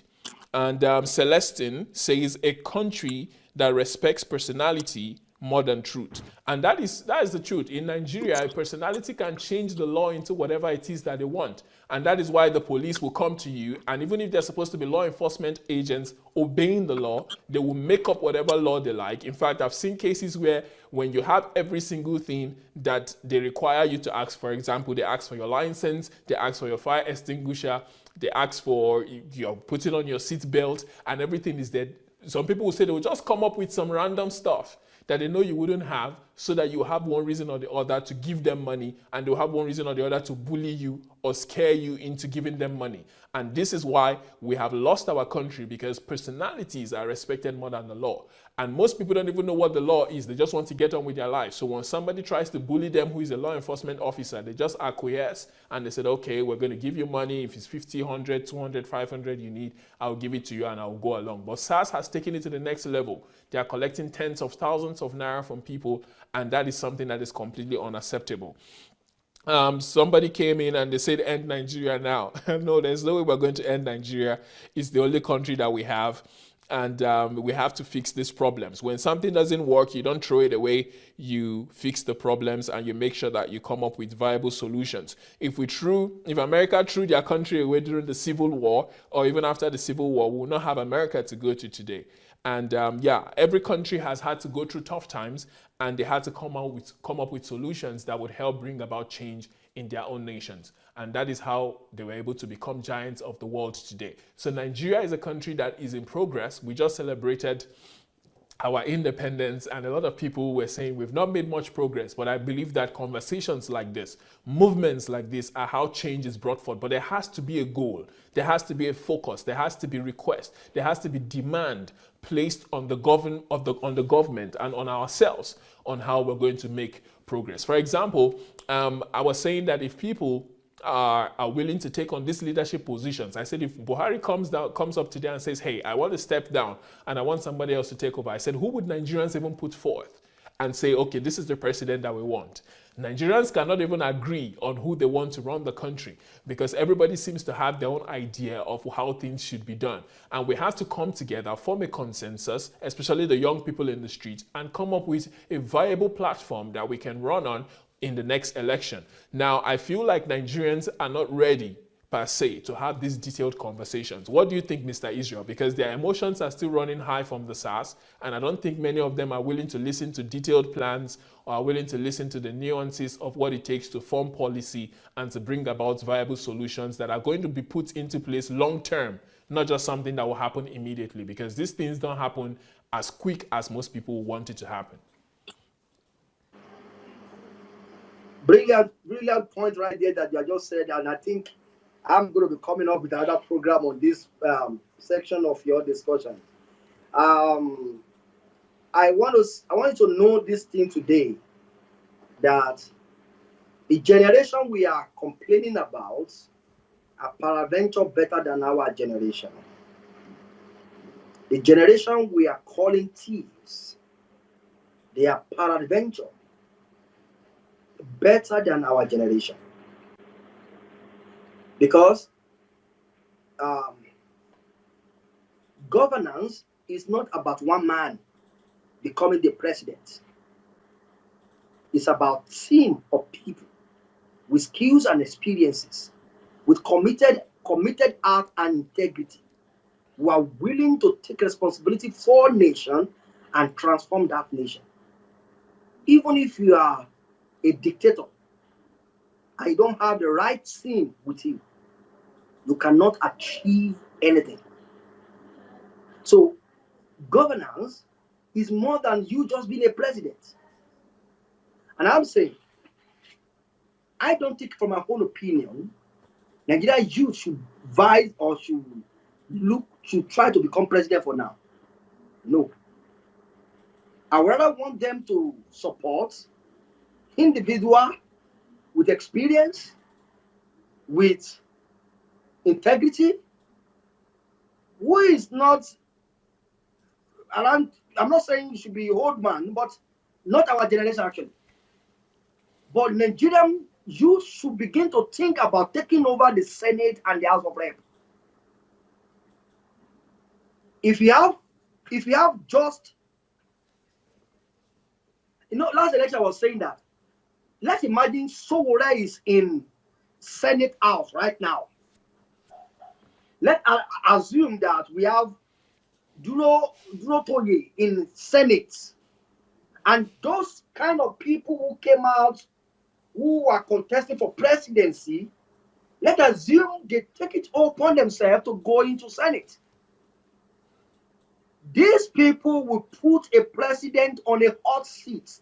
It will be either you perform or we kick you out.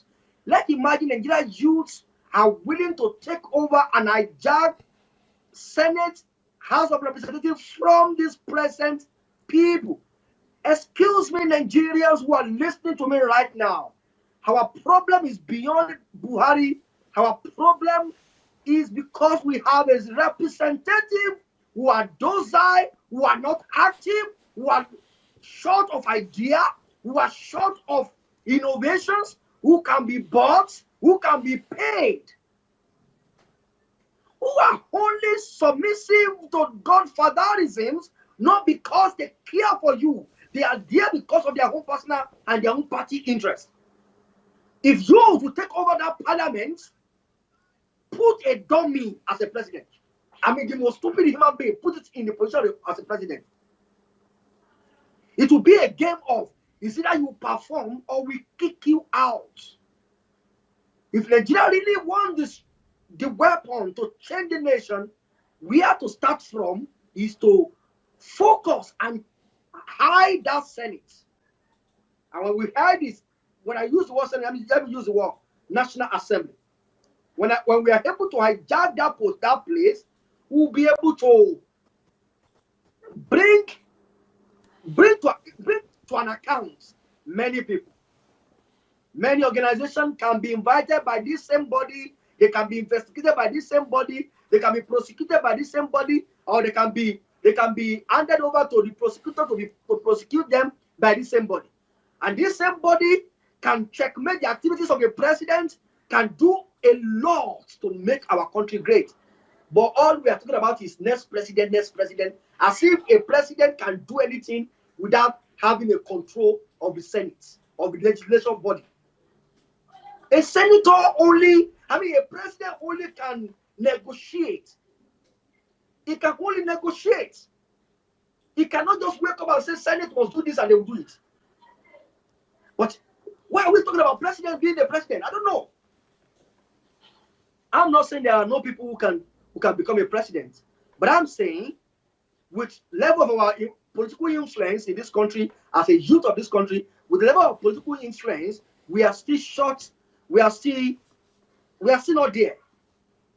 And for you to be a president and take over the position of a president, you need to have some certain of influence politically.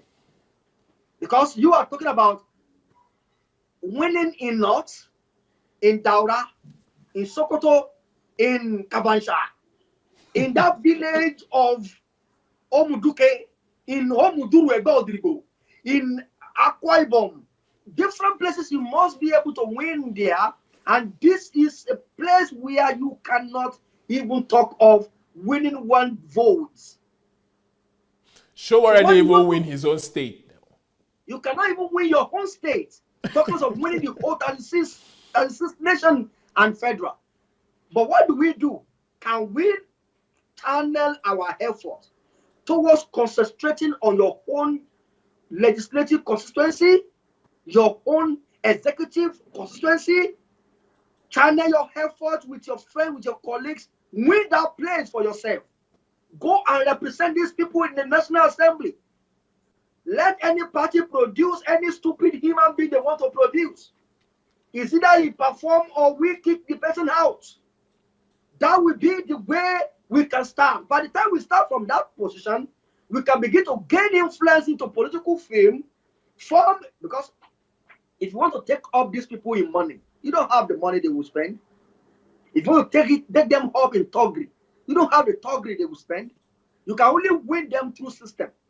And let me tell you, their system, either you call it corrupt or not, they have a system. Yep. And their system is cutting across every word. Very effective. Politics is won from the word, not from Twitter. Politics is won from having somebody in that area. You know, I was amazed some days ago when I was going out, I saw these old people. One woman was walking on crutches. She was going there. When she got there, I was in a bank, so I was collecting money from the ATM, and they were sitting down by the side of that ATM, and they were saying, they were chanting the name of a party, and I saw these old people responding, showing that they are party members. These old people, this mama cannot read or write. This mama does not hear English. But we that can speak English, that can tweet, we are never a party member.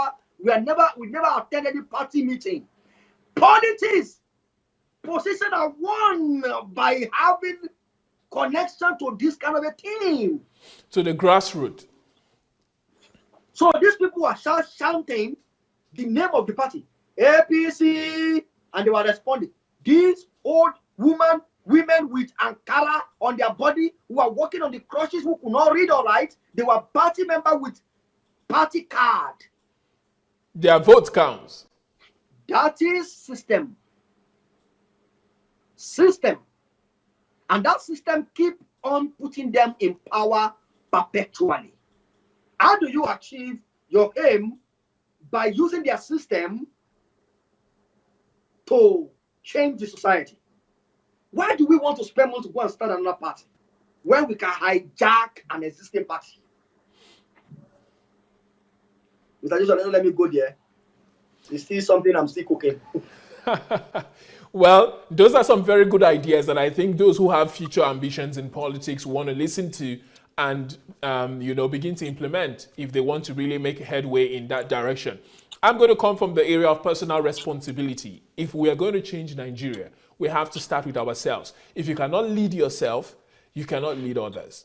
If you cannot make yourself do the right thing, even without being supervised, then there is no way you'll be able to tell other people to have integrity. If you don't have to have integrity, if you don't have in the things you do, Nigerians solving the problem themselves. How law-abiding are you as a citizen? Before you begin to demand of other people that they do the right thing, what are you doing? Are you loitering? Are you somebody who they say don't ease yourself here? And as long as nobody's looking, you're doing that thing. You're easing yourself in the wrong place. You're throwing trash on the floor. You're disobeying the traffic commands. All of these things is what has made Nigeria the way it is, a chaotic society. I also discovered that Nigeria is a very violent society. It doesn't take anybody time for them to say they're going to slap you or they're going to beat you up. Nigerians don't like having dialogue. We need to bring civil discourse into the Nigerian society and normalize it. We need to be able to debate issues, come up with solutions that are actionable, come up with plans with timelines, and implement those plans. We have to be willing to disagree with each other without devolving into violence and without calling for each one person to be beheaded or to be beaten or to be slapped. Violence does not bring about a cohesive and a peaceful society. We have to be willing to air our differences publicly, discuss them, and then go about bringing about solutions in the end. I hear a lot of people out there today saying, oh, what Nigeria needs now is more guns. We want our own guns as well so that we can fire at the police. No, we are not going to become a civilized society by thinking like people who are from a jungle. And I understand that some countries, especially like the United States, have the First Amendment, but they've lived with that for over 200 years. Nigeria is barely 60. We have to be able to take personal responsibility for our lives, set up organizations, set up systems, develop our values within ourselves, become people of value, and then we'll be able to build a society that respects values. Our schools have to change their curriculum. Within your own school, wherever you find yourself, be an advocate for good values. Be the kind of person you want to see in others. Don't just demand of others that they behave a certain way when you're behaving in the opposite. When I went back to Nigeria, I was telling some people, I said, the police were my friends, not because they were bad, but because of the way I approached them. I said, I understand that these guys might be bad guys to other people, but they were good to me because I handled them in a different way. Now, I'm not saying that they are not bad guys who have done all of the things that they are doing, but I'm just saying you project who you are into the world. You create the environment that you want. If you're somebody who loves law and order, when you see the police, appreciate them. Make them know that you're on their side and make them know you're counting on them to do the right thing and make sure they know that you're cooperating with them in fighting crime. We can become a better society one person at a time. It's not going to happen automatically. It's not going to happen by just having a messianic leader. Jesus was killed. Nobody is perfect. Jesus was perfect. Still, he was killed by the very people he came to save. So most people who are complaining about leaders understand that till you become a better person, you don't have the right to criticize any leader because you're not better than they are. If you cannot go into that leadership position and do a better job, you see people who cannot even lead themselves or lead their families complaining about somebody leading their local government or leading their country or leading their state. If you're going to become an effective leader, start from yourself. Imbibe values, study, read, meditate. Take time to develop character within yourself. Don't be somebody who is quick to anger. Don't be somebody who is quick to cheat. Don't be somebody who is quick to look out for their own interests at the expense of others. As a country, we need to return to a place of values. Prayer does not just do it. I see that a lot of people were praying. They said they were doing prayer work. Mr. Israel, did you see those people? They said they were praying. I said prayer will not solve this problem. It's like saying you want to cook and then you bring just one ingredient. It does not make for a food. Prayer is just one aspect. We need to spend time studying and reading and informing ourselves, changing our value system. The Bible says that we should study so that we can transform our minds. The Bible says through reading, you will transform yourself into the image of God. So the more you look at God's word, the more you're changing who you are on the inside and the more you're becoming like him. Sadly, some of these SARS members belong to churches. They go to church. In fact, some of them might even be paying tithes from the money they are looting from the public. And their character has not been transformed. So we need to stop playing religion and we need to focus on developing good character. In Europe, for example, you see a lot of people who are agnostics, but they don't fight. You don't see them shouting at each other. I was just thinking before this show and I said, since I came to Europe, I've not seen anybody fighting on the street because of an accident. Not one time. I've been here now for over 10 years. I can assure you. I've seen accidents many times. As soon as an accident happens, they don't even move their cars. They come down, they call the police, and everybody stands waiting for the police to come, analyze the situation. They explain themselves to the police, and the police makes a judgment based on who was wrong. They give out the bills, and they give out all of the tickets that are supposed to be, and everybody goes home. No fighting, no shouting, no quarreling. That is the way they function in the West. But in Nigeria, we resort to slapping, to punching, to insults. And I say it's because of who we are on the inside of us. So we can call for good leaders all we want, but leaders will not come and change your character. You have to do that yourself. In fact, you see a lot of people in your own school. If you remember, Mr. Balogun, you went to school with many people, but not everybody you went to school with graduated. But you had the same teachers, you paid the same school fees, you wore the same school uniform. Why? Because no matter what the teacher does, it's still incumbent on you to carry out those instructions and make yourself into what you want to be. You can go to church and pray from morning till night, but if you're somebody who disobeys the law, you disobey the traffic warden, what is your prayer good for? I saw people praying and saying, oh God, change our land. I said, God has told you that heaven is my throne. And the earth I have given to the children of men. I have given you the earth. And now you're calling me to change your country.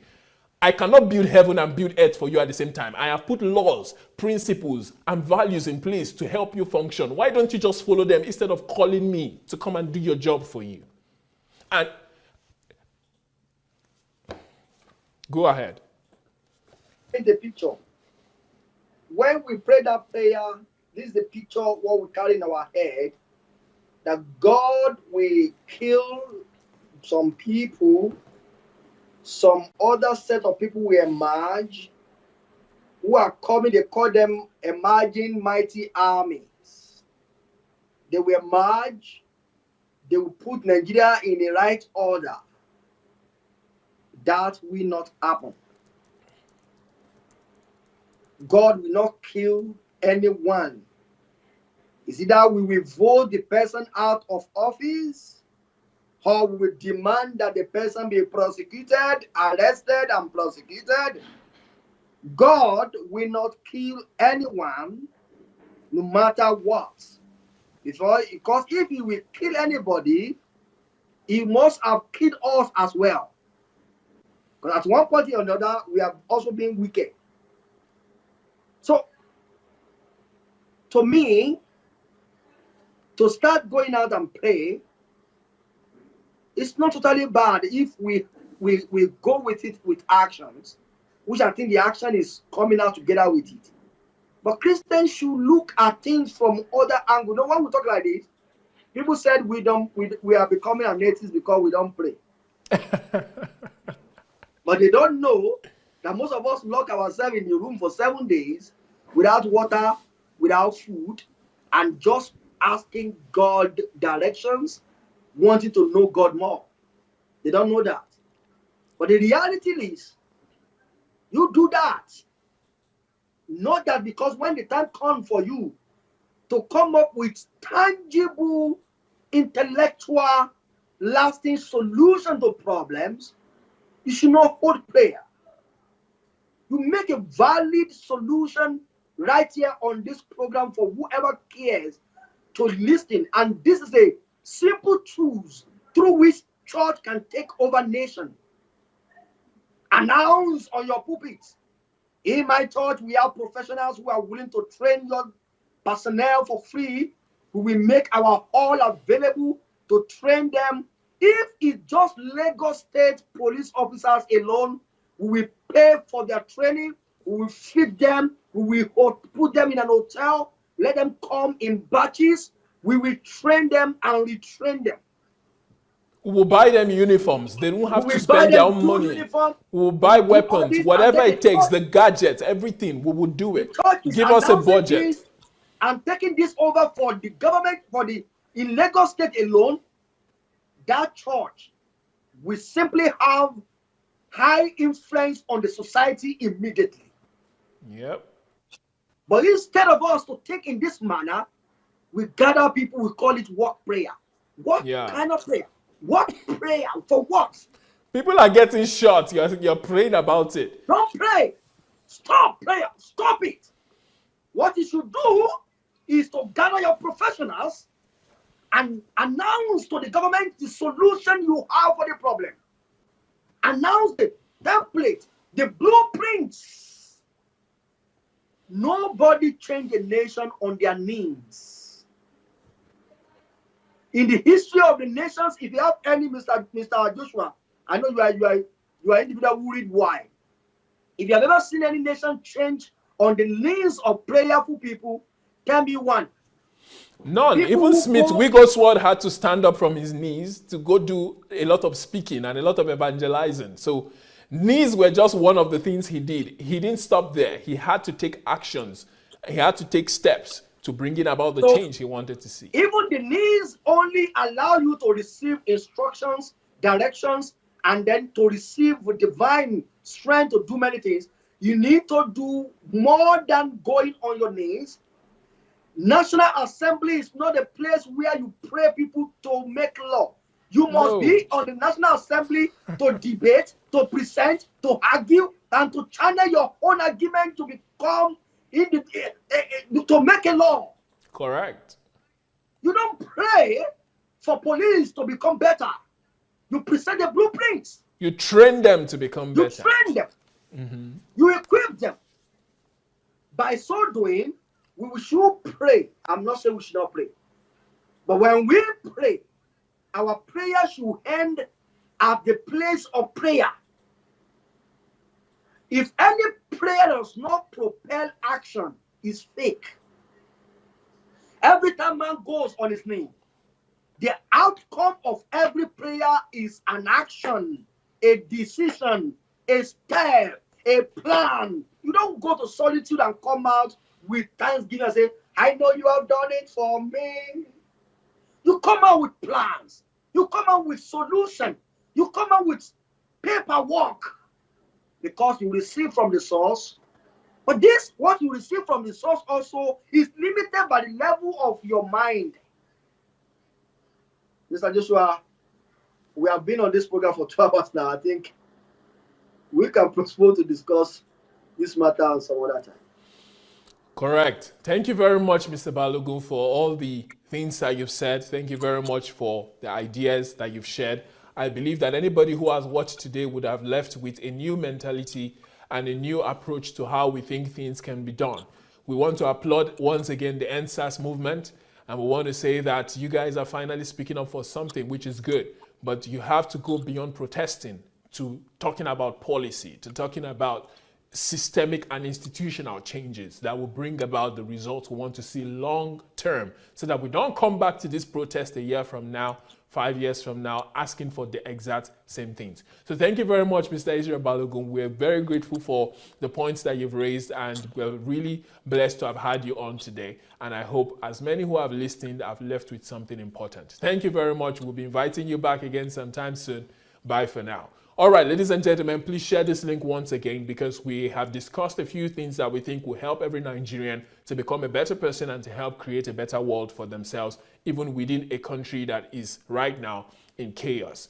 And I believe that that's something that we can actually do, and it will go a long way to help us. So before we go, I want to announce some mentorship programs that we've got running. Who Am I? Why Am I Alive is a mentorship program that would help you to discover yourself, that would help you to discover your purpose, that will help you to discover why you are in this world. It will help you to understand your place in Nigeria, even in the midst of this chaos or wherever country that you are.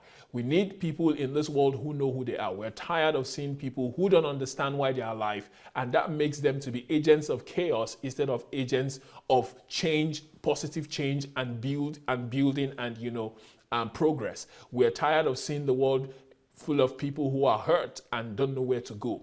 When you know who you are, you'll be able to channel your pain, you'll be able to channel your joy, you'll be able to channel your passions into what it is that you've been created for, and that will give your life meaning, give your life purpose. We've also got people who want to become millionaires, and there's a special club for you called the Millionaires Club, and it's a millionaires mentorship program that would help you to become a millionaire. Skills will be taught to you that will help you to become a millionaire. Many people want to be millionaires, but it's just a mental thing. It's just a wish. it has to be transformed into actions like we spoke about a while ago. You have to take actions, join this group, and you would be happy that you did. If you want to join any of these mentorship groups, please write to mentorship@godembassy.org and you will be able to join. You'll be told what to do. You'll be communicated with by the administrators of the mentorship group and you will be brought into the fold. And I can assure you that those who have joined, they have nothing but testimonies to share of how their lives have been transformed and how their lives have new meaning, how they wake up every day with new passions because they are no longer the same. Now, if you want to buy DSA's books, please go to dsasbooksplanet.com. For those of you who are in Nigeria and in West Africa, you can get the books on that platform. You can also go to bambooks.io. That's a platform that is like Amazon, where you can, Amazon Kindle, or is it, yeah, I think it's Amazon Kindle, where you can read books on the platform, as many as possible. And that's something that you'll be proud you did, as long as you subscribe to their services. Also, if you want to listen to DS's messages, go to Dr. Sunday Adelaja's YouTube page and you will see a lot of series that will help transform your life, that will help build your character. Today we've talked about character building, the values that need to be imbibed in all of us. And I know that many of us know that there are things within us that need to change. You can change your character by listening to things that would help you change, and those things can be found on DS's platform right there on his YouTube channel. Just scroll through the homepage and you see subjects ranging from prayer to studying to how you can build your life, to how you can develop your passions, to how you can develop and use your time more productively, and to even how you can build a business plan. For those people who want to become rich and are not ready to get into the mentorship program, you can see some tidbits from his channel, and that would help to fuel your passion to get into the mentorship program. So thank you very much for joining us today. Once again, I want to say thank you to the EndSARS movement organizers. I want to say, please keep things peaceful, keep things civil, come up with a plan, come up with a good leadership that can communicate with the government, because without a leadership, there will be nobody for the government to talk to. Now, there's no way that you're going to be able to negotiate without having a face. So I think the EndSARS movement needs a leader, or needs a group of leaders, not just one person. There needs to be a group of leaders who can be sent in to represent the people. Just like we have senators, we have legislators, we've got the president, the vice president, and they're not alone. They've got an entire team behind them. The EndSARS movement needs to become more organized. They need to plan more and come up with strategies, policies, and specific yet simple demands that they know that the government can meet, so that at the end of the day, all of this is not going to go to waste, and we'll be able to really bring about long and sustainable change in our systems in Nigeria and in the country as a whole. Thank you very much for joining us. I'm Pastor Joshua, coming to you live from Ukraine. We're going to be back here next week with another unique segment, and I believe that you're going to be here to join us as well, and you'll be glad you did. Those of you who joined us today, we really appreciate you, and we hope you come back again next week. Till then, Godspeed, take care, God bless. Bye for now.